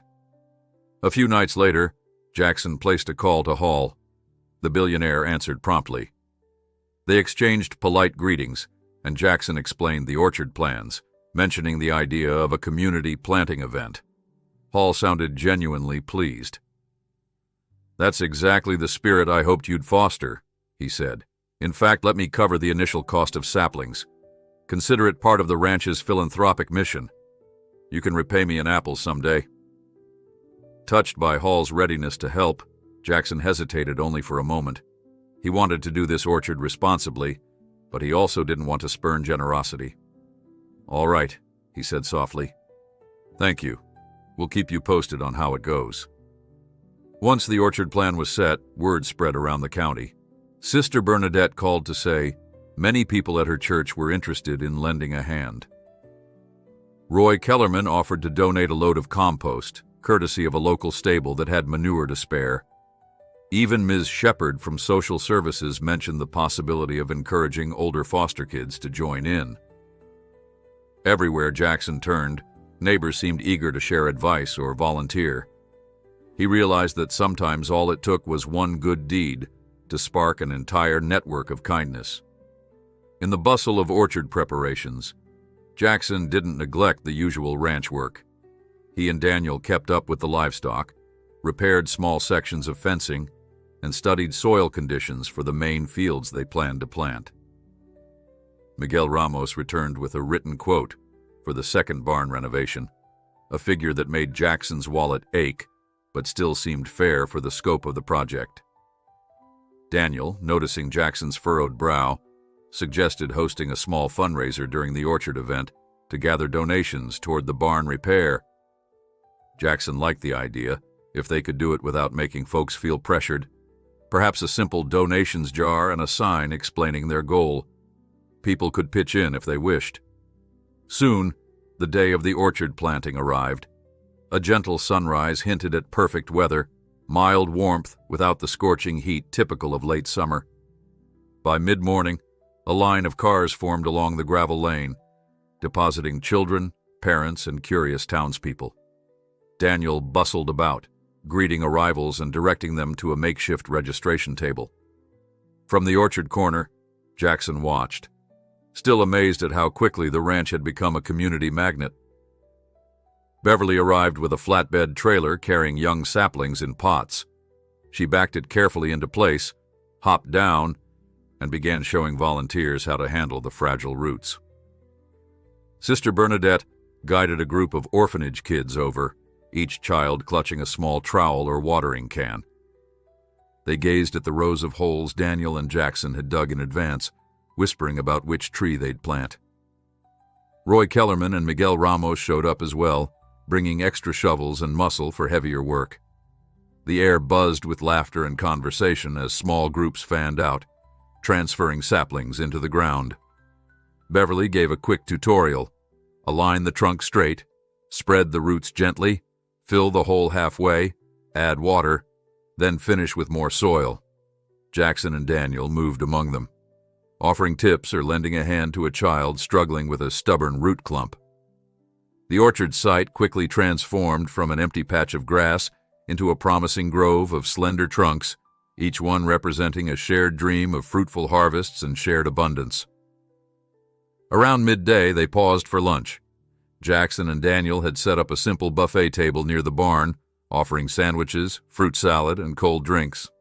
Some folks brought dishes to share: casseroles, homemade cookies, fresh bread. It turned into an impromptu potluck, a tapestry of local recipes. While they ate, people mingled. Sister Bernadette chatted with Roy's wife about canning preserves, and Ms. Shepherd introduced an older foster teen to Beverly, who was hiring seasonal help at Collins Orchards. Jackson beamed at the sight, unable to recall a time he'd felt more connected to his neighbors. After lunch, a few families strolled around the ranch, meeting the animals or trying out the mini obstacle course that remained from the orphanage visit. The children ran in circles, squealing whenever a horse snorted or a chicken flapped its wings. Daniel, cheerful and relaxed, led an informal seed planting lesson, showing kids how to press seeds into small pots so they could watch them sprout at home. The entire day hummed with a sense of unity, everyone drawn by the simple act of planting trees for the future. Late in the afternoon, Beverly gathered everyone in a circle around the newly planted saplings. The orchard rows looked neat and hopeful, each young tree anchored by a stake to protect against wind. With her signature straw hat in hand, Beverly thanked every volunteer for coming, praising their teamwork. Jackson, a bit shy in the spotlight, spoke briefly as well. "I can't tell you how much it means to me," he said, glancing around at the assembled friends and strangers alike. "When I was about Daniel's age, I never imagined a community coming together like this, certainly not on my land. You've given this place a spirit I can't put into words. Thank you." Applause rippled through the circle, and Sister Bernadette offered a prayer for the orchard's prosperity. Then folks began packing up, hugging each other goodbye and snapping last-minute photos. Daniel stayed behind to help clean up, carefully stacking chairs. Once nearly everyone had gone, Miss Shepherd walked up to them, eyes shining. "You've done something special here," she said quietly. "Watching Daniel flourish and seeing all these people come together, it's the kind of story that reminds me why I do my job." Jackson felt warmth flood his chest. "Thank you for saying that. Daniel's a big part of this. He's given me hope in ways he probably doesn't even realize." Daniel ducked his head, embarrassed. "I'm just helping, that's all." Ms. Shepherd's smile grew. "Sometimes helping is the greatest thing you can do." With that, she left, heading for her car. Jackson and Daniel spent the next hour tidying the orchard site. They collected stray cups, folded tables, and disposed of any trash. The newly planted trees stood in orderly rows, leaves fluttering in the late afternoon breeze, as though thanking them. When they finally finished, both felt exhausted but jubilant, as if they'd witnessed not just the start of an orchard, but the blossoming of a dream. They returned to the farmhouse in comfortable silence. From the porch they could see the orchard corner, now dappled in golden sunlight. Daniel removed his cap and squinted. "Think these little trees will make it?" he asked, tone hopeful. Jackson nodded. "With everyone's care, they'll thrive. Give it time. Good things grow when nurtured right." As dusk fell, they settled inside for a quiet dinner. Neither spoke much, both lost in contentment. The orchard event had unified them with neighbors and proven that, given a chance, people wanted to be part of something meaningful. Jackson said a silent prayer of gratitude for Gregory Hall's generosity, for Daniel's steadfast help, and for the orchard that might someday feed dozens of families. The ranch had become more than a second chance. It was a gathering place, a symbol of rebirth. For the next couple of weeks, the newly planted orchard became the focal point of ranch life. Each morning, Jackson and Daniel would walk the rows of saplings, checking the soil and the slender trunks to make sure they hadn't shifted after watering. Already, tiny green leaves were unfurling, signaling that most of the trees had taken root. Beverly Collins stopped by a few times, offering tips on pest control and fertilization schedules. She seemed pleased by how quickly the orchard had united the community, noting that such enthusiasm often meant people would offer ongoing support if any problems arose. Jackson found it hard to believe the orchard had gone from dream to reality so swiftly. In a rare moment of quiet, he took Daniel aside to talk finances. "We're hosting more visitors," he said, tapping the notepad where he kept notes on supplies. "I'd like to make sure we have a modest budget for maintaining everything. Right now, we're living off my small savings and what Mr. Hall gave us for startup. That's okay for the moment, but I'd feel better knowing we can keep the lights on long term." Daniel, leaning against a fence post, nodded thoughtfully. "Would it help if we sold eggs or fresh milk from the cows? We've got more eggs than we can eat. Sister Bernadette might buy some for the orphanage, too." Jackson cracked a smile. "Good thinking. We could do that. We'll need to check any local regulations about selling dairy, but eggs are simpler. Maybe we can put up a roadside stand or invite folks to stop by. If that goes well, we'll expand." They decided that each weekend they'd gather surplus eggs into labeled cartons, store them in a second-hand cooler, and set up a small stand at the entrance gate. Roy had mentioned the county was used to roadside produce, so they figured it wouldn't raise eyebrows. With Daniel's help, Jackson crafted a simple wooden sign that read, "McCormick Ranch, fresh eggs," painting the letters in bright white so drivers would spot it easily. That Saturday, they woke before dawn, excited to see how their trial run would go. Daniel arranged the cartons in neat rows on the table, while Jackson sorted out a small cash box for change. They also placed a clipboard so people could leave comments or requests for other produce. Then they stood back, both feeling oddly nervous, as though waiting for some grand unveiling. For the first hour, only one car passed, an old sedan that didn't even slow down. Daniel made a face, turning to Jackson. "Maybe folks don't know we're out here yet." Jackson shrugged, trying to stay optimistic. Another 30 minutes crawled by before a pickup truck rolled up. A middle-aged man hopped out, glancing at the sign with curiosity. "How much for a dozen?" he asked, eyes shifting between Daniel and Jackson. Jackson quoted a fair price, and the man nodded. "I'll take 2, he said, fishing bills from his pocket. Then he noticed the orchard behind them. "These your trees, or were they here before?" Daniel explained how the community had helped plant them just recently, and the man listened with keen interest. "Might have to come back next year for apples," he said with a grin, collecting his change. Jackson and Daniel watched him drive off, feeling a small surge of triumph. Their first customer.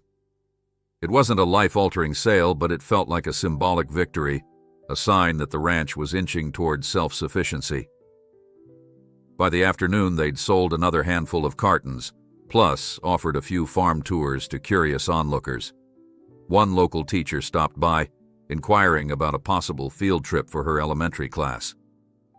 With each question, Jackson's excitement grew. He realized that bridging the gap between the farm and the community not only benefited him financially, but also rekindled the sense of purpose he'd lost in the old days of struggle. When Sunday arrived, they gathered eggs again, though fewer this time. Word hadn't traveled far yet, and Jackson didn't want to overcommit stock if they weren't guaranteed buyers. Mid-morning, while Daniel manned the stand, Jackson took a brief walk through the orchard. The saplings swayed in a gentle breeze, and he felt a swell of gratitude for Gregory Hall's kindness. No matter how successful they became, Jackson vowed never to forget who made it possible. As he rounded a corner, Jackson spotted Ms. Shepard's county SUV parked by the main barn.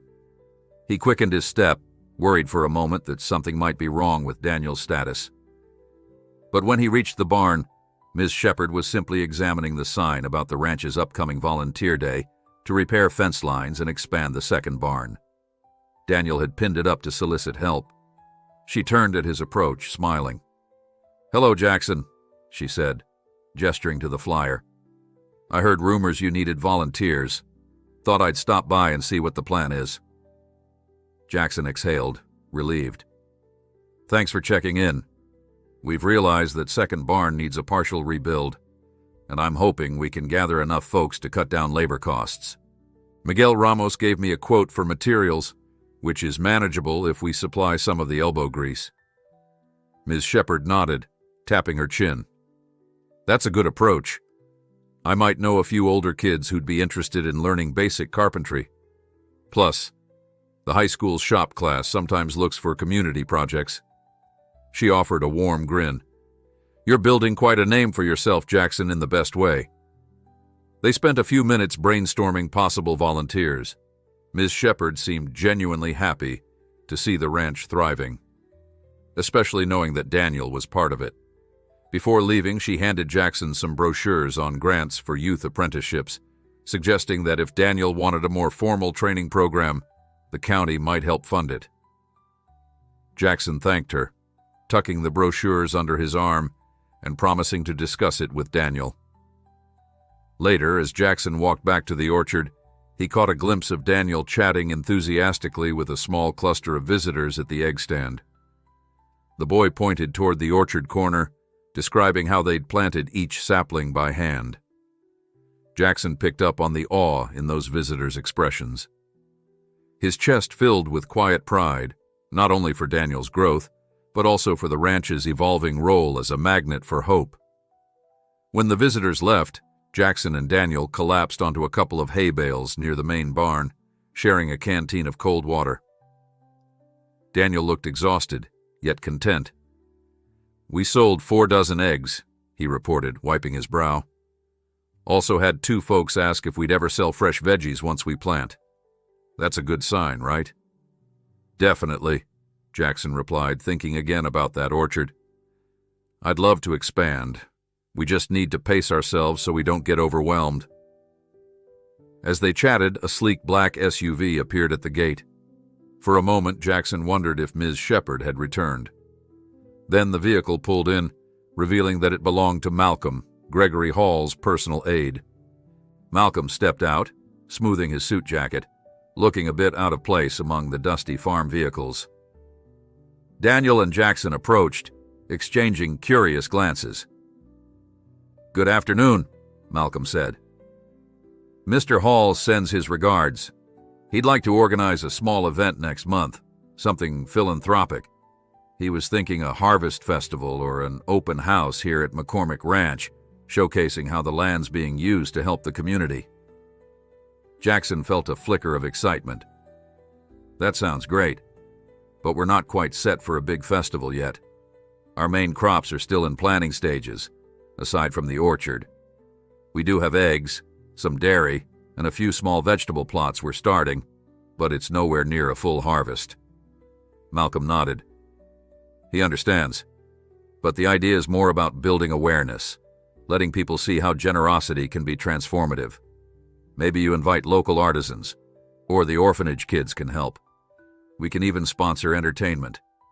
Daniel's eyes lit up. "Like a fair?" he asked. "With music or something?" Malcolm's polished smile softened slightly. "Exactly. Just a modest gathering to celebrate the ranch's progress. Mr. Hall thinks it could encourage other landowners to consider philanthropic partnerships or community outreach." Jackson turned the thought over. Though the ranch was in its infancy, the orchard planting day had already shown how much goodwill existed. Perhaps a festival would be a chance to raise additional funds for the barn repair and to spread the notion of neighbors helping neighbors. "I'm open to it," he said. "We'll need time to plan, but it could be a perfect way to share the orchard's story." Malcolm handed over a folder of initial ideas, possible catering options, local musicians, even a children's crafts area. "Mr. Hall says he's happy to cover costs. He wants you to feel free to shape it as you like. Let me know what you decide, and I'll help coordinate." They thanked him, and he departed with the same quiet efficiency he always displayed. Once he was gone, Daniel flipped through the folder, fascinated by the proposals. "Look at this," he murmured, pointing to a page showing photos of an outdoor stage. "We could have local bands or a talent show." Jackson rubbed the back of his neck. "We'll need to keep it from spiraling into a circus," he joked, though part of him was intrigued. "But if it brings folks together to support the ranch and our mission, maybe it's worth it." In the following days, they juggled orchard upkeep, egg sales, and brainstorming for the potential festival. Jackson scoured the orchard to be sure the saplings looked strong. Daniel made a list of local craftsmen, woodcarvers, jam makers, and other artisans who might set up booths. Sister Bernadette expressed excitement, promising to help arrange a choir of orphanage kids if there'd be music. Everywhere they turned, the momentum kept building, as if the ranch had become a spark, igniting bigger dreams. Yet Jackson remained cautious. He wanted to avoid overextending, recalling the sting of financial ruin from his old farm. "We'll plan carefully," he told Daniel. "We won't invest in anything we can't afford. Mr. Hall's covering a lot, but it's still our responsibility to run the ranch in a sustainable way." Daniel nodded, brow furrowing with determination. "I'll keep track of sign-ups, help coordinate. We'll make a plan that fits where we are right now." At night, Jackson often settled at the kitchen table, pencil in hand, scribbling ideas on a pad while Daniel read farm journals or researched orchard management online. The gentle lamplight cast their shadows on the walls, and Jackson felt an odd nostalgia, remembering how, not long ago, he had worked late hours alone, weighed down by hopeless debt. Now, in this bright, hopeful space, he and Daniel plotted a future they could share with an entire community.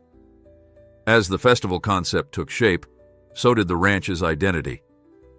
A gathering place where generosity wasn't just a one-time gesture, but a guiding principle. Jackson realized that if the Orchard Day had proven anything, it was that people craved belonging. That single event had created ripples of connection across the county. A festival, small or large, might multiply those ripples. One evening, as they packed up paperwork, Daniel asked quietly, You think Lydia would be proud?" The question hung in the still air, each syllable touched with care. Jackson felt his chest tighten. No one had invoked her name so directly in a while. He swallowed, a bittersweet smile forming. "Yes," he said at last. "She would love seeing us build something that brings folks together. She always believed that a farm wasn't just land. It was a chance to nurture life in all forms. I'm doing my best to honor that." Daniel nodded, eyes reflecting the dim glow of the overhead light. "Then we'll keep going." They spoke no more, but Jackson sensed how Lydia's spirit guided them both. His gaze drifted to the orchard, visible through the window in the fading light, rows of delicate saplings swaying gently in the summer breeze. Each tree stood like a testament to second chances and the power of a helping hand. Over the following days, the ranch seemed to hum with anticipation as word of the upcoming harvest festival traveled across the county. Though Jackson and Daniel had initially envisioned a small gathering, the interest from townspeople, neighbors, and even local businesses grew beyond anything they could have predicted.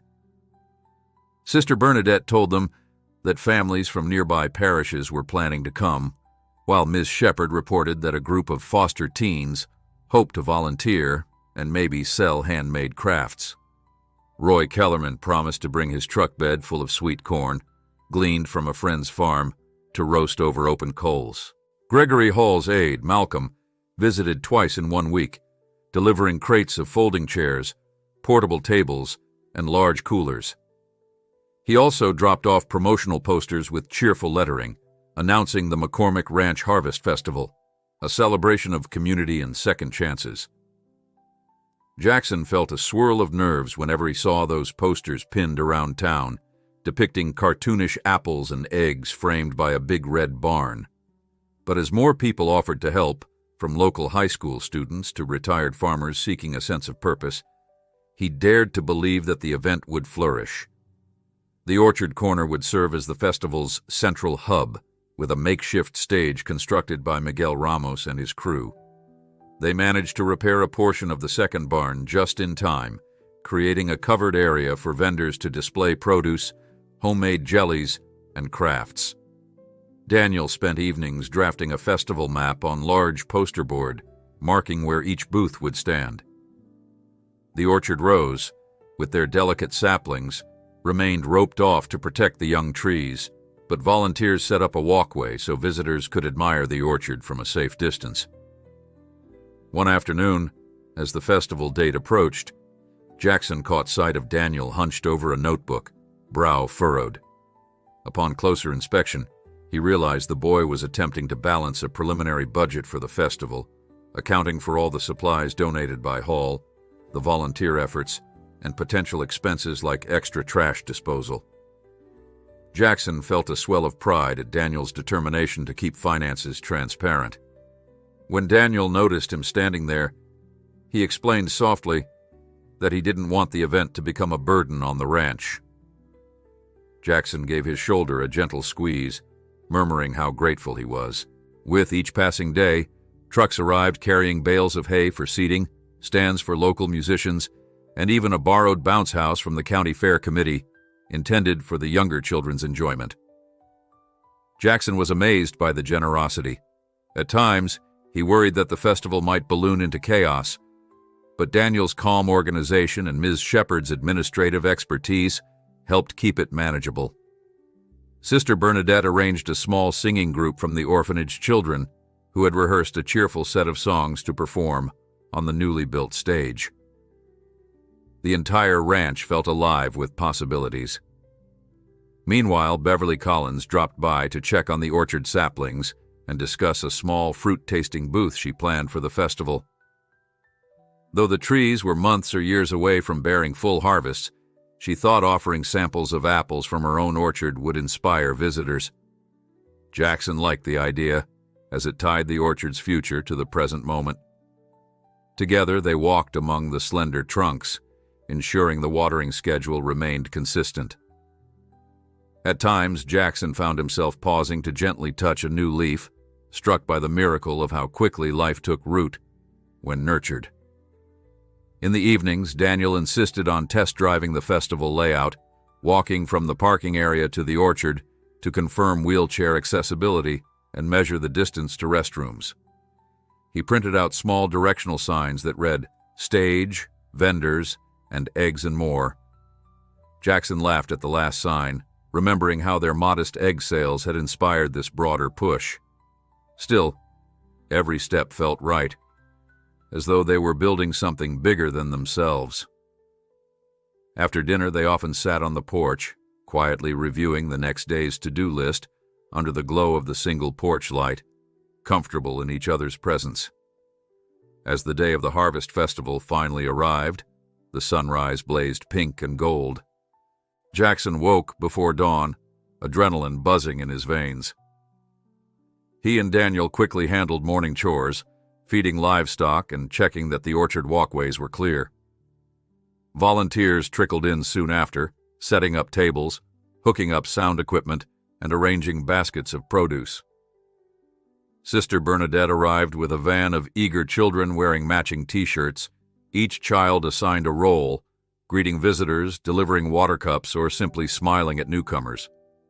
Greg Hall himself had promised to appear around midday, and Malcolm was already on site, quietly overseeing final logistics. By mid-morning, cars streamed down the gravel lane.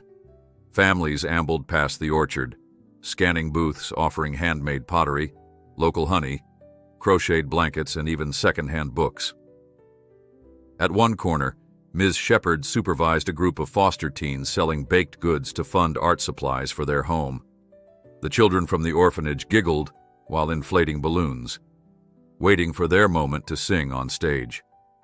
Daniel, perched at a small wooden kiosk near the barn, sold fresh eggs, goat cheese donated by a neighbor, and the last of the year's sweet corn, gleaned from friendly farms. Laughter and conversation swelled, echoing across the ranch. Jackson moved among the crowd, greeting each visitor with a handshake or a nod of welcome. He wore a simple, wide-brimmed hat to shield his eyes from the bright sun, though his cheeks already stung with wind and excitement. Roy Kellerman waved him over to a grill where the sweet corn sizzled, the aroma enticing passers-by. Miguel Ramos demonstrated basic woodworking, inviting kids to hammer nails into small birdhouse kits. At the orchard boundary, Beverly sliced apples into neat wedges, explaining differences between the varieties. Everywhere, pockets of joyful chaos formed, culminating in a tapestry of community spirit. Shortly before noon, Greg Hall arrived without fanfare, parking near a clump of trucks. He strolled through the festival, greeting townspeople who recognized him and nodding politely at those who didn't. When he caught sight of Jackson by the orchard walkway, Hall's face broke into a warm smile. He shook Jackson's hand firmly, congratulating him on the turnout. Jackson felt a rush of gratitude, remembering how a single act of donating crops had set in motion this extraordinary day. Hall inquired about the orchard's progress, and Jackson pointed proudly to the rows of saplings, each one a testament to shared effort. A hush fell near the stage as Sister Bernadette's choir prepared to sing. The orphanage children lined up, their voices trembling at first, then gaining confidence with each note. They performed a mix of simple folk songs that spoke of hope and belonging, sending ripples of emotion through the assembled crowd. Daniel stood behind them, holding a small sign proclaiming gratitude to the community. As the final chord rang out, thunderous applause broke the hush. Jackson glanced around at the shining faces, foster teens grinning, older farmers dabbing their eyes, mothers and fathers clapping. In that instant, the ranch felt like holy ground. While the applause lingered, Jackson hopped onto the stage, face flushed. He raised the microphone, his voice trembling with emotion. Thanking each volunteer, donor, and friend, he described how the ranch had been reborn through generosity and hope. Daniel joined him, prompting another wave of cheers. Together they announced that the day's proceeds, donations from food sales and crafts, would go toward repairing the second barn to house more animals and host future workshops. The crowd erupted in jubilant celebration, fueling Jackson's conviction that kindness multiplied when shared. That evening, after the final notes of the orphanage choir drifted away and the festival began to wind down, Jackson found himself on the porch with Gregory Hall, each nursing a cup of warm cider. The sun dipped behind the orchard's young trees, painting the horizon in hues of lilac and gold. Daniel was nearby, showing a couple of volunteers how to finish stacking the last chairs. Laughter still floated across the fields as families gathered their crafts and produce. Jackson listened, heart full, and offered a grateful nod toward Hall. "Can't thank you enough," he said softly. "You planted the seed." Hall set his cup on the porch rail. "I only gave what I could. It was your determination. And Daniel's that made this possible." He paused, looking out at the orchard corner where tiny saplings glowed in the last rays of daylight. "Whenever I see a community join hands like this, I think about my father. He always said a farm's greatest product wasn't crops or livestock, but the bonds people forged working together." Jackson nodded, recalling his own father's lessons about neighborly goodwill. For so long, Jackson had felt alone, but now he recognized how many were eager to stand by him. Inside the barn, the final wave of festival-goers chatted amiably, savoring homemade pies donated by a local bakery. Children still giggled over leftover balloons, while Sister Bernadette offered quiet blessings to anyone seeking reassurance. Miguel Ramos and Roy Kellerman inspected the partial barn renovation, pointing out places where further work might enhance future gatherings. The atmosphere crackled with warmth and fellowship. Jackson remembered the isolation of his old farm and marveled at how this new ranch had opened doors he never knew existed. Tired but exhilarated, he realized that a single day's event had blossomed into something with lasting potential. After sundown, volunteers gradually departed, promising to return and help with the second barn or orchard maintenance. The stage lights clicked off, leaving the orchard illuminated only by moonlight. Daniel gathered their donation jar, eyes widening at the generosity inside. "Look at this," he whispered, counting the crumpled bills. "We might be able to start those barn repairs sooner than expected." Jackson felt a surge of gratitude, his worries about finances temporarily allayed. When Ms. Shepherd passed by, she offered to help coordinate further assistance, praising Daniel's dedication and remarking that the ranch had become a living example of second chances. As midnight approached, quiet finally settled over McCormick Ranch. Jackson and Daniel sat at the kitchen table, a single lamp casting their shadows on the wall. Their muscles ached, and their voices were hushed with awe. They sorted donation money, scribbling notes on a scrap of paper. The totals exceeded anything they'd dared hope. Enough to cover initial barn repairs, with some left to reinvest in more seeds or orchard supplies. "Lydia would be proud," Jackson murmured, placing a gentle hand on the hummingbird figurine that he now kept on the windowsill. Daniel nodded, offering a solemn smile in agreement. In the following weeks, the ranch continued to hum with renewed energy. Miguel and his crew returned, tackling the barn roof while a rotating roster of locals pitched in. Jackson helped hoist beams into place, finding satisfaction in the physical labor. Daniel worked alongside them, absorbing carpentry basics, even learning how to measure angles and secure boards precisely. While hammer blows rang against timber, Sister Bernadette stopped by with the orphanage teens, who happily painted sections of the barn's interior. Each brushstroke felt like an investment in the ranch's future, forging a shared sense of ownership among all who contributed. During one lunch break, Ms. Shepherd sat on a stack of fresh lumber, flipping through apprenticeship grant forms for Daniel. "If you complete these, you can get official certification in farm management or construction," she explained, handing him a pen. Daniel blinked, gratitude shining in his eyes. "I never thought I'd have the chance," he admitted. Jackson felt a twinge of pride.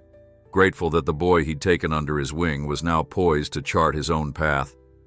It reminded him that the ranch was more than a farm. It was a launch pad for anyone seeking hope and purpose. Gregory Hall returned one afternoon, marveling at the progress. He and Jackson strolled through the orchard, noticing tender blossoms on a few early blooming saplings. Hall chuckled, pointing at delicate pink petals swaying in the breeze. "They're young to be flowering," he said. "Might be a sign they're healthy or just overly eager." Jackson smiled, recalling how Daniel, too, had been eager to prove himself. It struck him how nature often mirrored human journeys. With enough care and patience, even the most fragile roots could produce something beautiful. They paused beneath the orchard sign, each thinking privately of how far they'd come.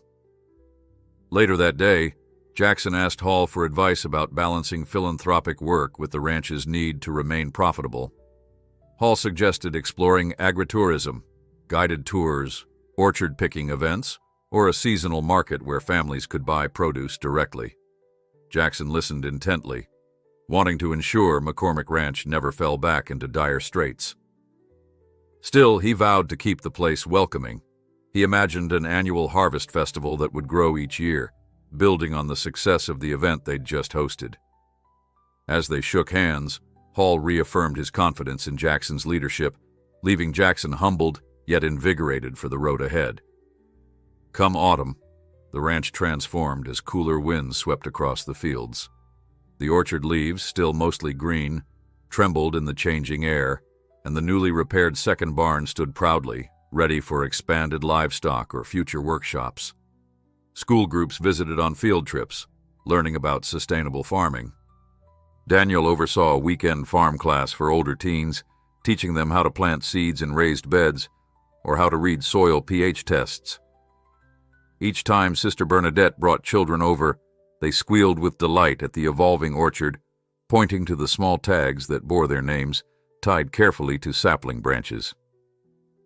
One crisp morning, Daniel passed a major milestone, his 18th birthday. Ms. Shepherd arrived with a small cake, Sister Bernadette leading a handful of the orphanage children in a ragtag chorus of "Happy Birthday." Jackson beamed, patting Daniel on the back, letting him blow out the candles arranged in a shape of a tree. "What did you wish for?" Jackson teased. Daniel merely smiled, eyes glistening as he looked around at the only family he'd truly known. After the celebration, Miss Shepherd produced final paperwork, granting Daniel legal independence. He signed with steady hands, stating his intention to remain at McCormick Ranch by choice, not necessity. As winter approached, the orchard blossomed in tiny victories, saplings that held steady despite chilly nights, volunteer programs that continued even when the wind howled. Jackson and Daniel took turns insulating the barn, ensuring the animals stayed warm. Roy delivered bales of hay for feed, and Beverly visited with orchard maintenance tips for the colder months. Gregory Hall, busy with other ventures, still checked in occasionally, each call a reminder of how one man's kindness had opened doors for an entire community. Jackson ended each day reflecting on the orchard sign, a silent monument to how generosity, once planted, could bear fruit for many. By the time the first frost gilded the fields, McCormick Ranch stood as a beacon of renewal. From the orchard corner, where the slender trunks awaited spring's new growth, to the second barn, now resonating with the chatter of apprentices.